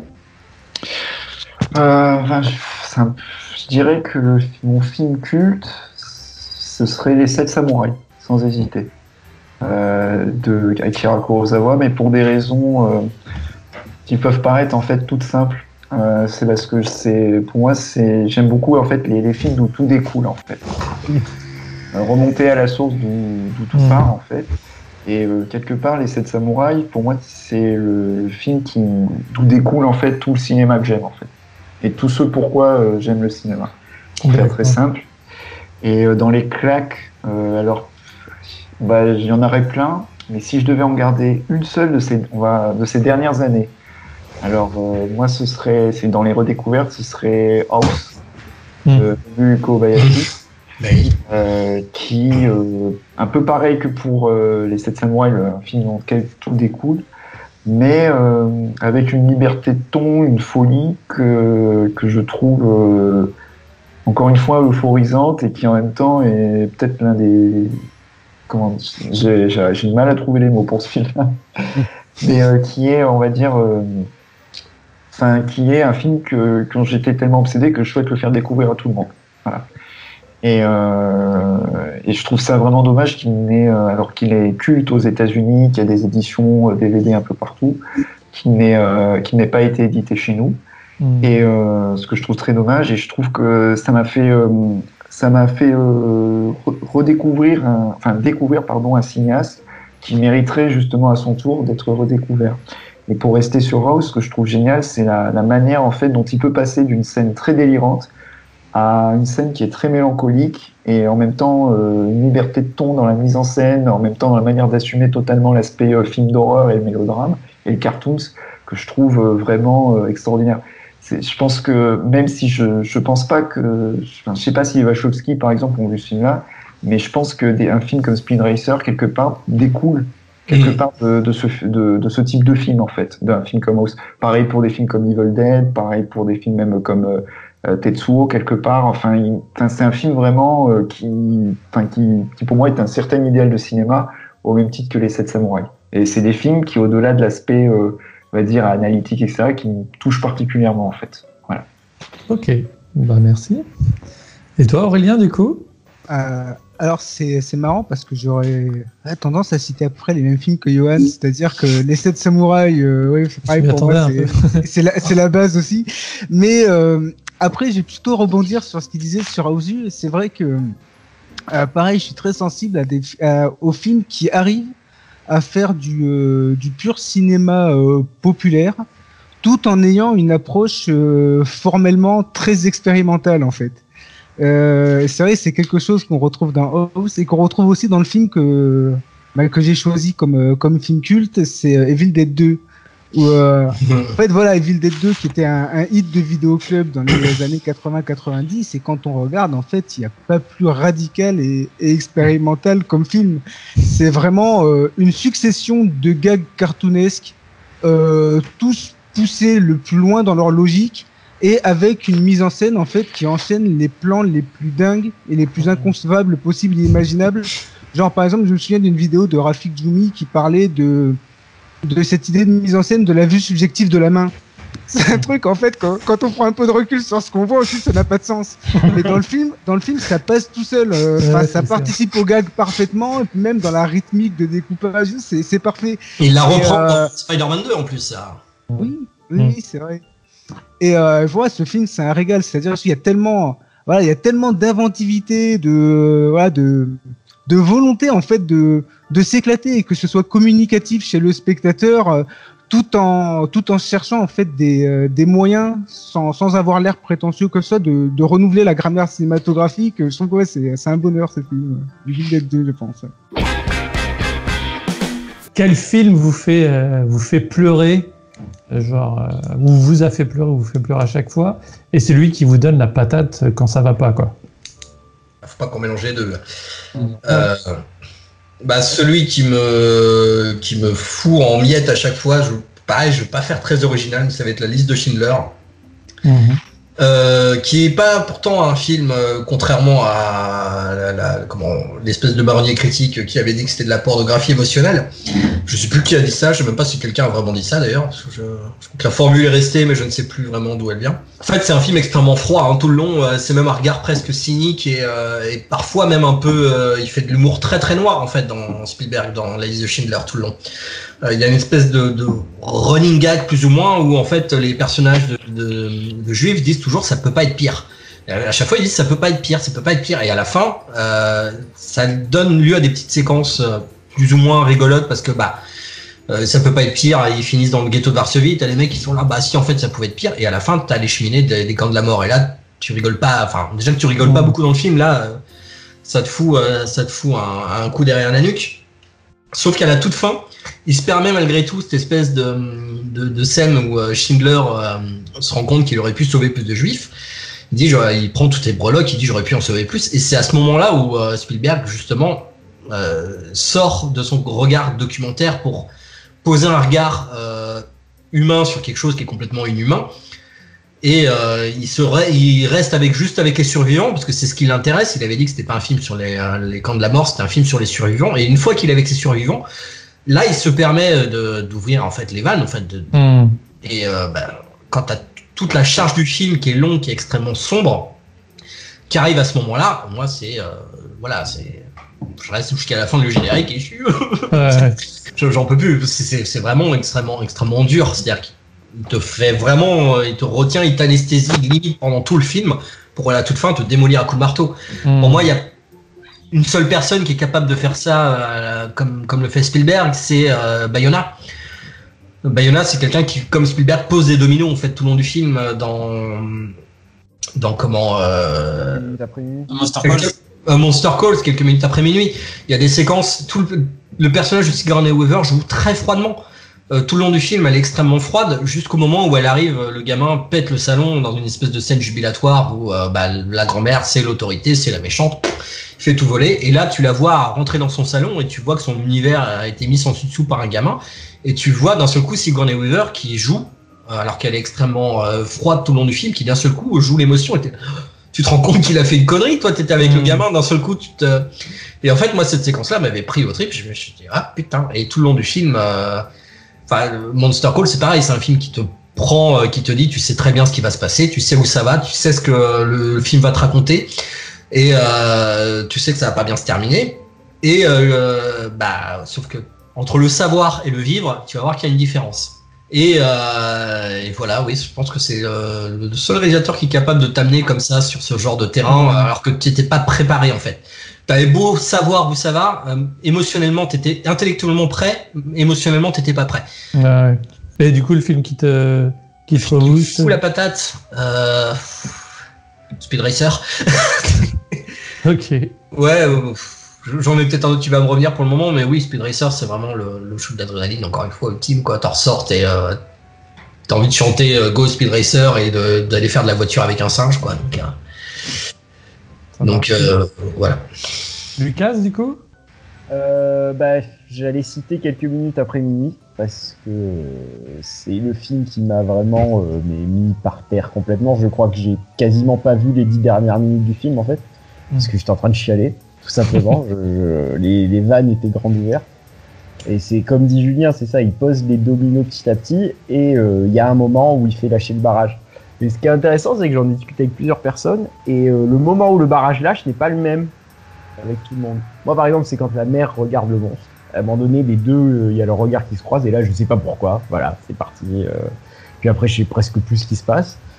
Et voilà, chacun a son moment. Et c'est vrai que Bayona est très très fort pour ça. Déjà, The Impossible, oui. Il y avait une charge émotionnelle très très forte, mais il y avait il y avait une action, c'est-à-dire qu'il y avait les personnages avaient un but à atteindre, etc.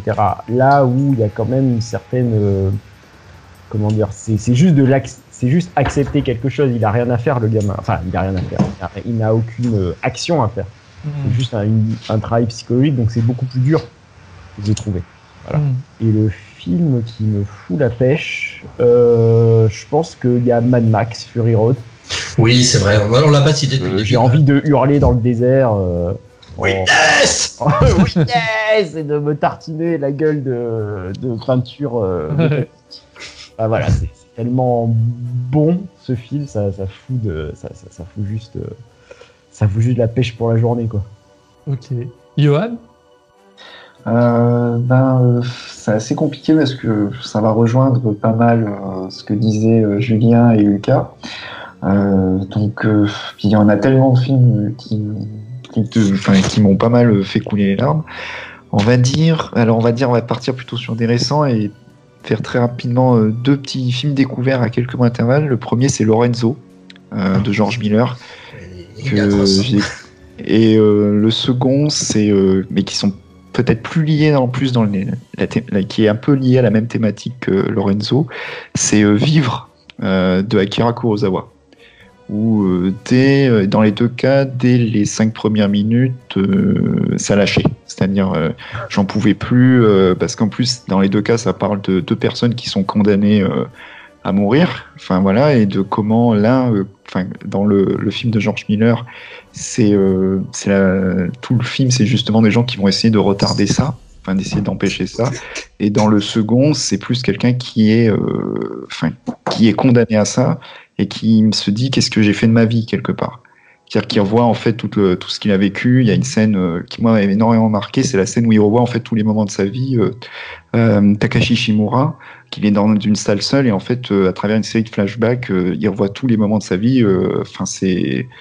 Et en même temps, la solitude de cet homme-là, enfin tout son déambulement dans les rues et tout, ça m'avait complètement lessivé comme film. Mais vraiment lessivé et un peu dans le même genre pour Lorenzo. Enfin, c'est vraiment 2 films qui m'ont fait le même effet.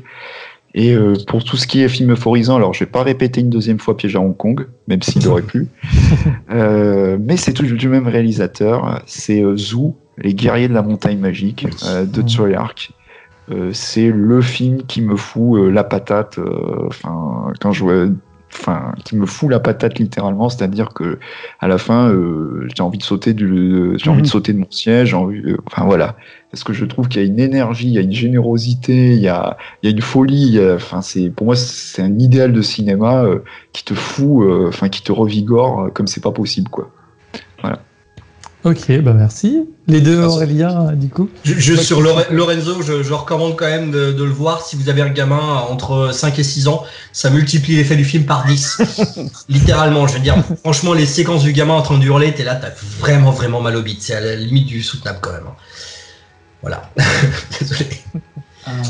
Je vais rebondir un peu en fait sur ce que disait Johan sur Vivre de Kurosawa. Ça rejoint un peu en fait le thème des films qui pareil me touche le plus à chaque fois que je le vois, qui est Un singe en hiver dans Hiverneuil, où la fin où Belmondo donc laisse Gabin qui vient de rencontrer avec lequel ils ont vécu, va dire, quelques jours où ils se sont enfin sentis libres et ils se sont sentis vivre. Et puis Belmondo s'en va s'occuper de sa fille et essayer de vivre sa vie. Et puis Gabin lui reste derrière et ça se finit sur ce carton, quoi, et le vieil homme s'enfonce dans l'hiver. Après justement un film qui a réussi en fait à t'euphoriser pendant des séquences qui sont extraordinaires, enfin les scènes de danse de Belmondo, les répliques de Gabin et de Belmondo aux petits vieux du village, pour bien leur montrer que eux sont des rêveurs mais ils ont des grands rêves, et que eux les petits vieux c'est des médiocres, et tu sais que c'est voilà le chant du cygne du personnage de Gabin, et que d'après il s'enfonce dans son univers, mais c'est son dernier baroud d'honneur. Ça a une telle charge émotionnelle en termes de côté existentiel, sur au bout d'un certain âge en fait tes rêves il faut les mettre de côté, et puis tout ce qui te restera ça sera de revenir dessus et d'y réfléchir et de rêvasser à nouveau à ce que tu as vécu, mais il faut te faire faut se résigner, quoi. Faut se résigner, ouais. Faut prendre à l'évidence que c'est fini, quoi. Et ça, c'est vraiment très dur. Et ce qui est rigolo, c'est qu'à l'inverse, en fait, notre film qui, pareil, me fait pleurer à chaque fois que je le vois, qui est Le Géant de Fer, avec la fameuse séquence où le géant s'envole vers la bombe atomique, avec la voix off qui lui dit tu peux être ce que tu veux, et lui dit moi je suis Superman. Et ce que je disais en fait tout à l'heure, tout le mal que je pouvais dire ou que Lucas pouvait dire de Snyder, tout ça, dans Sucker Punch ou dans Man of Steel, là c'est l'effet inverse, quoi. C'est vraiment une espèce de déclaration d'amour à la pop culture et à la figure de Superman, en disant voilà la figure de Superman dans tout ce qu'elle a de plus grand et ce qu'elle a de plus beau, de plus noble, et qui peut faire rêver en fait des générations. Et chaque fois en termes d'émotion, moi ça me terrasse complètement, quoi. Et sinon, le film qui me fout la patate le plus, ça reste Hot Fuzz. J'ai cru que tu allais dire Jurassic Park. Cette gradation, en fait, le film qui a déjà une certaine énergie à la base, quoi. Et puis qu'à partir du moment où le personnage de Simon Pegg à Stanford, en fait, ralentit d'un coup quand il quitte Londres, et puis après reprend comme ça de la vitesse, et puis il va aller de plus en plus vite jusqu'à se finir complètement. C'est très grisant comme film. C'est très très grisant, même dans son intrigue en fait, qui devient une espèce de complot bigger than life. Où même moi, la première fois que j'avais vu en salle, tu te dis mais jusqu'où ça va, c'était vraiment mortel, quoi. Ouais, et puis bon, ce final à la Tony Scott / Michael Bay. Allez, c'est parti. Je fais péter les courtes focales et on y va. Allez, on y va à donf. Avec le plan tournant en fait qui est repris de Bad Boys, qui est cité dans ta Bad Boys, tu vois le plan et tu vois les deux flics qui refont exactement le même. Enfin, il y a un côté cinéma de fanboy, mais en même temps une digestion qui est tellement bien, c'est tellement bien digéré en fait, parce que il te reprend les plans et il te les reprend exactement pour ce qu'ils valent, et en plus dans un contexte différent. Enfin, il reprend l'énergie en fait. Il se contente pas de faire une citation, il se contente de reprendre ce que tu avais dans le film, en fait, le moment, la manière dont tu te sentais. Donc c'est vrai que ça te finit par une espèce quand même de Tony Scott / Michael Bay dans un village miniature qui fait presque du kaiju. Enfin, parce que là on y va, on lâche tous les potards et on se fait plaisir. Et comme tu dis, en même temps, c'est pas de la citation pour faire de la citation, parce que c'est le mec a compris très bien le décalage, en fait, de se dire tiens, je vais faire ce genre de film dans mon petit village qui est en plus vraiment le village natal d'Edgar Wright. C'est là où il a grandi, et tu sens vraiment, en fait, que pour lui c'est une façon en fait, je pense, d'exorciser aussi une certaine frustration de toutes ces années dans son petit village où il était bloqué là, il pouvait pas faire grand chose, et en même temps il voyait ces réalisateurs qui faisaient des trucs extraordinaires, et puis là il s'est dit je vais le faire à mon tour, et en plus je vais le faire à l'endroit, en fait, où j'ai rêvé de le faire, depuis lequel je suis parti, et il y a voilà, à la fin tu finis, t'as envie d'être dans la bagnole avec eux, de bring the noise, et c'est parti, quoi. Ok. Et toi, Aurélien? Alors, je pense que le film vraiment qui me ferait le plus pleurer, alors il y en a quelques-uns. Il y a un film de Akira Kurosawa aussi, comme Johan, qui serait Barberousse. Mais là, pour le coup, c'est parce que j'ai l'impression que j'ai jamais vu un film qui étant une espèce de concentré d'humanité et de bienveillance, mais qui n'est jamais mièvre, en fait. Et pendant 3 heures, en fait, je sanglote un peu en continu devant ce film-là. Mais après, il y a un autre film, enfin encore un film japonais d'ailleurs, qui systématiquement me fait verser ma larme à la fin. C'est le Kid Return de Kitano, où c'est le film pendant 2 heures, en fait, on suit le quotidien de ces 2 adolescents glandeurs qui s'enfoncent peu à peu, en fait, dans la merde, quoi. Enfin, il y en a celui qui devient boxeur, et qui on voit qu'il a de très très mauvais réflexes, enfin je veux dire qu'il gère pas du tout bien ses entraînements, qu'il fait toutes les conneries que ses entraîneurs lui disent de ne pas faire, et qui finalement ça va le mener à un accident. Pareil, il y a son ami qui lui commence à fricoter avec les Yakuza, et finalement ça va se terminer aussi de façon dramatique. Et ce que je trouve très fort dans le film, c'est qu'il y a ces 20 dernières minutes où il y a une sorte de crescendo, en fait, où on voit vraiment le destin des personnages se briser peu à peu, en plus avec ce montage en parallèle, et je trouve vraiment cette fin assez terrible. Mais ce que je trouve magnifique dans le film, c'est que juste après cette fin, il y a cette petite conclusion où ils se retrouvent quelques mois plus tard, et ils refont comme au début du film. En fait, il y en a un qui monte derrière l'autre sur le vélo et commence à discuter, et il y en a un qui fait tu crois que c'est terminé pour nous, enfin, et l'autre il fait non, mais du coup ça ne fait que commencer. Et là le film se termine avec la musique de Joe Hisaishi, et je trouve ça vraiment, je trouve que c'est une des plus belles scènes porteuses d'espoir que j'ai vu dans un film, parce que à aucun moment il n'a été dit dans le film qu'ils vont se relever de ce qu'ils ont vécu. On peut même en déduire que non, ils se relèveront pas. Malgré tout, ils y croient, et le film se termine par ça, et je trouve ça très beau. Et après, dans les films qui mettent la patate, je pense à principalement des films de Jackie Chan, en fait. C'est voilà, tout ce qui est les Jackie Chan des années 80, les Marins de mer de Chine, Police Story, Drunken Master, ça. Je trouve que c'est tellement. Maison Wheels. Ah, mais c'est ça, c'est les films. Enfin, c'est du spectacle de cirque, c'est du vaudeville, c'est du burlesque, c'est en plus fait par des types qui ont été formés à ça depuis qu'ils ont 4-5 ans. Et ce qui me fait dire que dans le domaine du cinéma d'arts martiaux, je sais pas si on reverra des films avec des chorégraphies, des jeux de scénographie, des choses aussi sophistiquées, en fait, et bien mises en scène que dans les films hongkongais de cette époque, parce que ça m'étonnerait qu'on retrouve des types finalement ayant vécu, on peut même dire subi un entraînement aussi spartiate que les mecs de l'opéra de Pékin, donc tous les Jackie Chan, Sammo Hung, Yuan Wuping et ça. C'est pour ça qu'il y a vraiment une forme de perfection, en fait, dans la mise en scène de l'action, dans la chorégraphie, qui est assez remarquable, et qui, c'est vrai, c'est les films, ça me met la pêche quand je vois ça. Enfin, ça va pas, je mets un petit Police Story, et ensuite je reviens, c'est parfait. C'est reparti. Voilà, je m'en fais pas mal, parce que mon fils est fan absolu maintenant de Kung Fu Comedy et de Jackie Chan, et effectivement ça fout une sacrée patate quand même. Bon, maintenant, si vous aviez un film à conseiller, justement, que vous auriez envie de faire découvrir, ça serait quoi? Alors, c'est un film récent, il me semble que c'est de 2017, mais c'est jamais sorti en France, en fait. C'est un faux documentaire australien qui s'appelle le Top Knot Detective. Et en fait, ça parle d'un... En gros, ça retrace l'histoire d'un show télé japonais des années 90.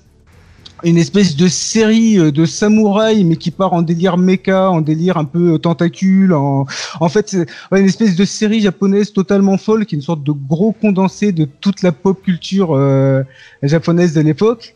Et le film, en fait, il retrace en fait l'histoire du héros, en fait, de l'acteur principal et un peu tête pensante entre guillemets de cette série, donc qui a inventé de toutes pièces, en fait. Enfin, je veux dire, c'est vraiment une sorte de caricature énorme de tous les excès de pop culture japonaise de l'époque. Et ce qui est assez brillant dans ce film, c'est que, enfin, en dehors des scènes issues de la série, donc créées à l'occasion du film, qui sont totalement folles, c'est-à-dire ça pousse tous les potards à 11 constamment, et ça va tellement loin dans le n'importe quoi qu'il y a des moments où c'est juste de la sidération, en fait. Mais surtout, l'histoire est racontée d'une façon très intéressante, c'est-à-dire que on nous parle de la rivalité, en fait, entre donc la star de la série et l'autre rôle principal masculin.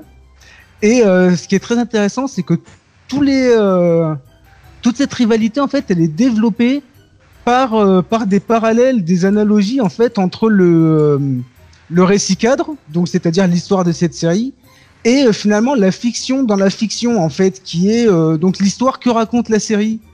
Et c'est sur ça m'a, enfin, toute proportion gardée, ça m'a un peu fait penser à ce que Satoshi Kon avait pu faire sur Millennium Actress. Pour ça, en fait, le film, il est peut-être pas au niveau des trois films que je vais citer, mais j'ai vraiment vu une sorte de croisement un peu entre Ed Wood de Tim Burton, vraiment pour ce côté des types qui font des œuvres très maladroites, mais qui ont un certain charme, et on voit vraiment qu'il y a quand même un amour de ce type de production. Millennium Actress, par rapport vraiment à comment développer les enjeux humains par rapport donc aux allers-retours entre la fiction et la réalité, et aussi Forgotten Silver de Peter Jackson, mais rien que le pitch, en fait, du film peut évoquer le film de Peter Jackson. Et voilà, donc c'est inventif, c'est drôle, enfin c'est assez touchant au final, en plus, alors qu'il y a des moments c'est juste de la grosse bouffonnerie. Enfin j'aimerais bien que ça sorte en France, en fait, ça mériterait de sortir. Bon, il y aurait comme j'ai mon film culte, Mother, qui est pas forcément super connu, mais si on veut aller dans les biopics, je me perçois que j'étais un peu injuste en disant que les biopics étaient toujours un peu trop classiques, etc. Donc autant sortir un vrai biopic bien azimuté, qui est Lithomania de Ken Russell, donc qui se veut officiellement une espèce de biopic de Franz Liszt, le compositeur, sauf que c'est à peu près tout ce à quoi on peut ne pas s'attendre lorsqu'on parle de musique classique. Donc c'est Franz Liszt qui est incarné par Roger Daltrey, le chanteur des Who, avec lequel Ken Russell avait tourné pour Tommy. Et là, en fait, c'est une espèce de biopic, sauf que Franz Liszt, qui était déjà à l'époque un gros séducteur, un gros don Juan, mais là se retrouve avec une bite de 2 mètres, avec ceux qui se retrouvent à se battre contre un méchant Wagner qui crée un cyborg viking, puis une espèce de gros kaiju, et ce qui meurt va au paradis, ressuscite. Enfin, il y a du vaudou, il y a du kaiju, il y a à peu près tout et n'importe quoi pour parler d'un compositeur classique très connu, et c'est dans le style aussi gros n'importe quoi, où on se demande à peu près à chaque scène mais qu'est-ce qu'il se passe, quoi. C'est à voir. C'est honnêtement il y a souvent du n'importe quoi chez Ken Russell, mais Lithomania c'est quand même parmi la catégorie haute du gros n'importe quoi. Qui d'autre est chaud là? Ouais, je dirais C'est un film d'animation qui est sorti, j'ai plus l'année exacte en tête, ça devait être vers 2016, quelque chose comme ça, et qui est passé un peu inaperçu, qui est vraiment très très beau. C'est La Tortue Rouge, qui est absolument magnifique. C'est un film, je crois qu'il est muet, je crois pas qu'il y ait une seule parole. Et c'est un naufragé qui arrive à vivre petit à petit et qui tue une tortue, qui ressuscite en femme. Enfin, c'est un peu particulier comme récit, je vais pas tout dévoiler.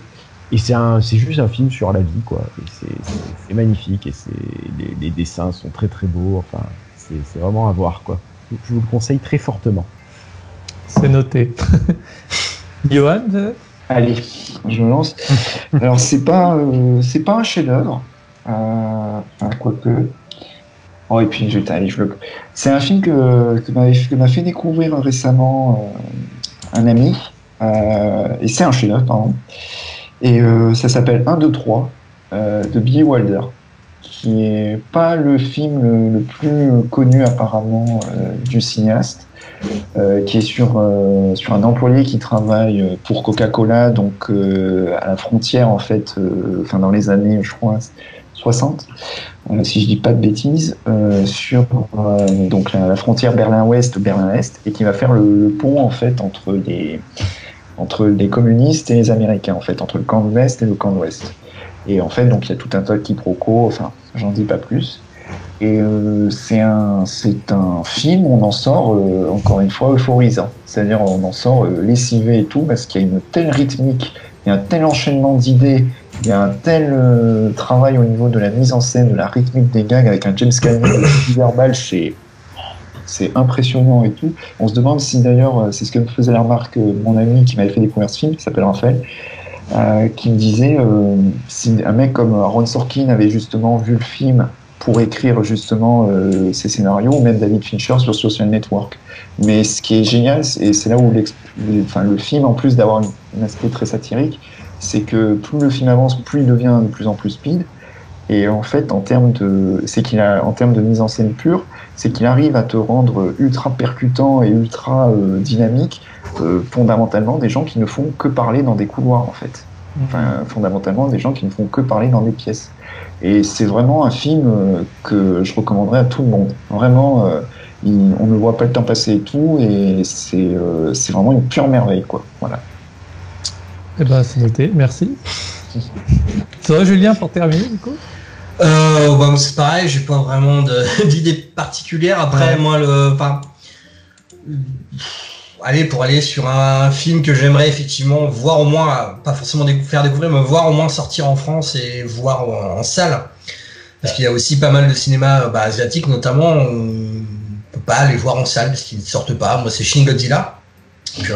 J'ai vu, comme tout le monde, en téléchargement.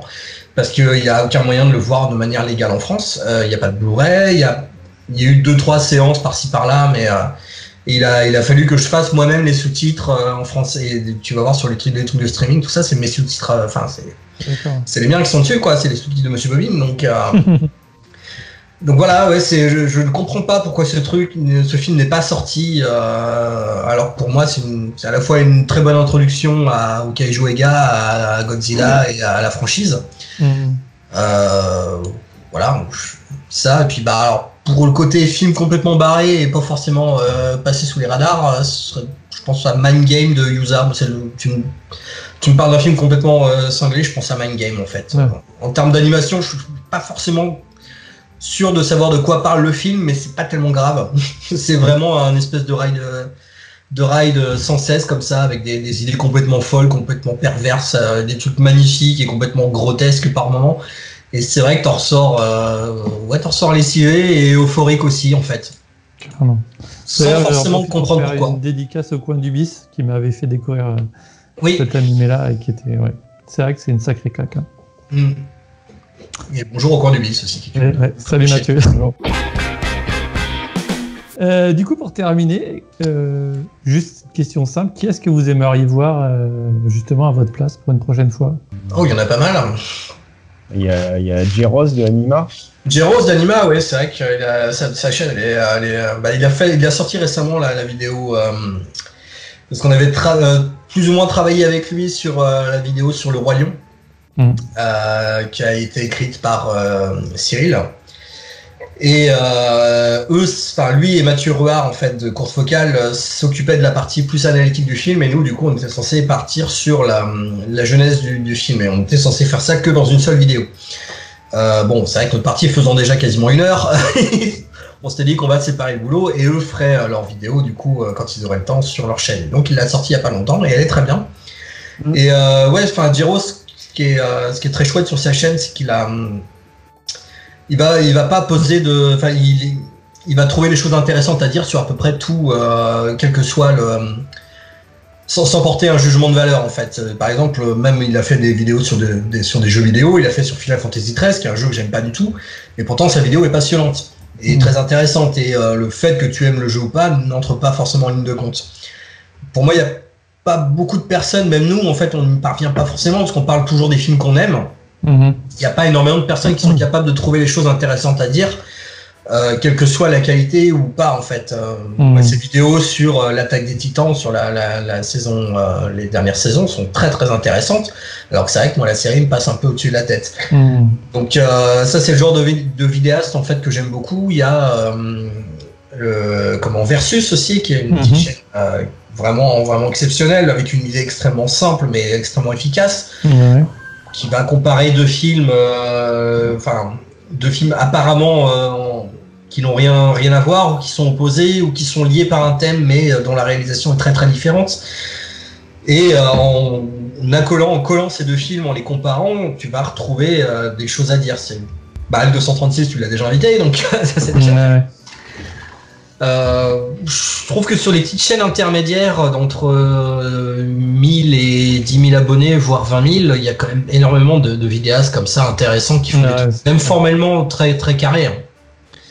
Je t'en parlais cet après-midi, mais t'as des petites chaînes genre le Filmonaute, une autre qui a émergé, mais il a fait une vidéo sur Chucky. Chucky, ouais, je l'ai vu popper il y a 2-3 jours. Je sais plus comment il s'appelle le vidéaste, mais je pense qu'il se reconnaîtra.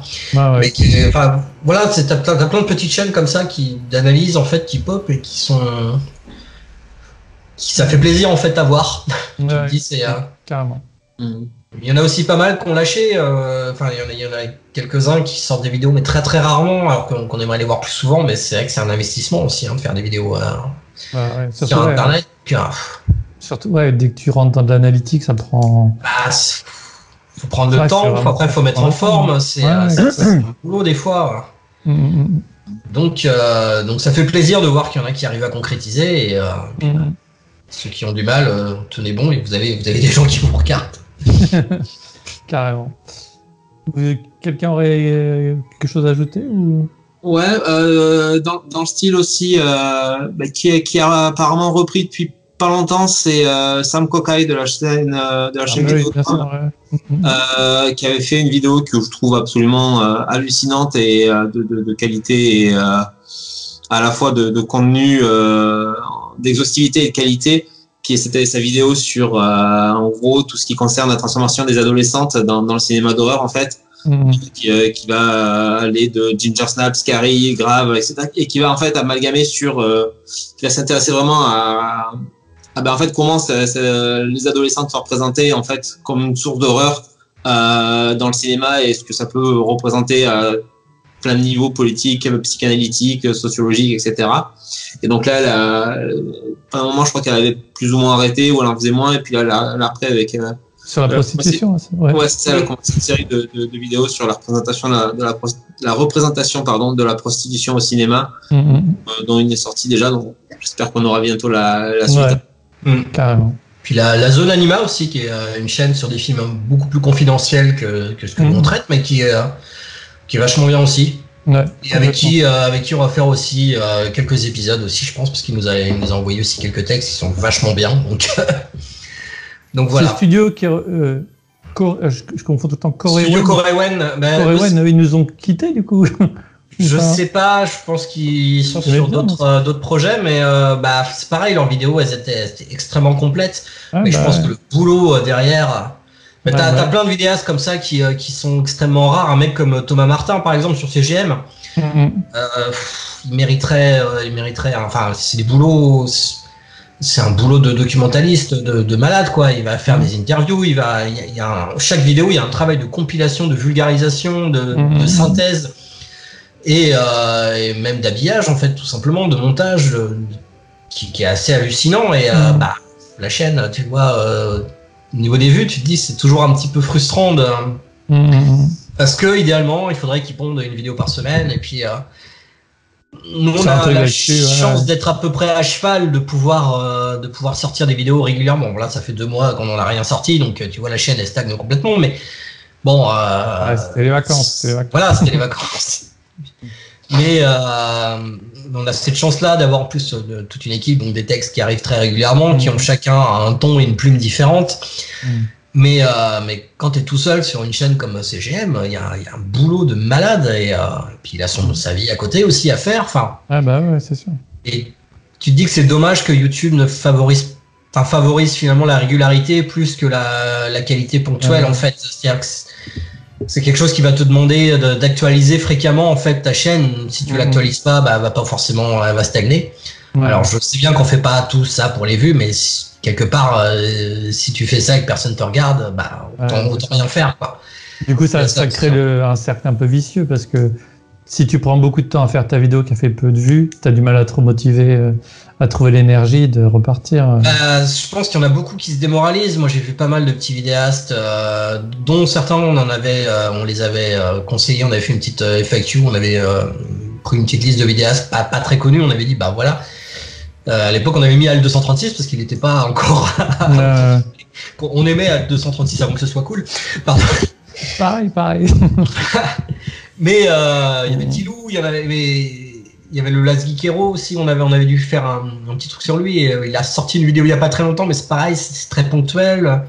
Il y a plein de vidéastes comme ça qui se démoralisent. Et Gyros, donc Guillaume Lavigne. C'est pareil, j'ai l'impression que j'ai peur qu'il se démoralise un peu parce que sa chaîne stagne et elle mérite vraiment d'être beaucoup plus développée, quoi.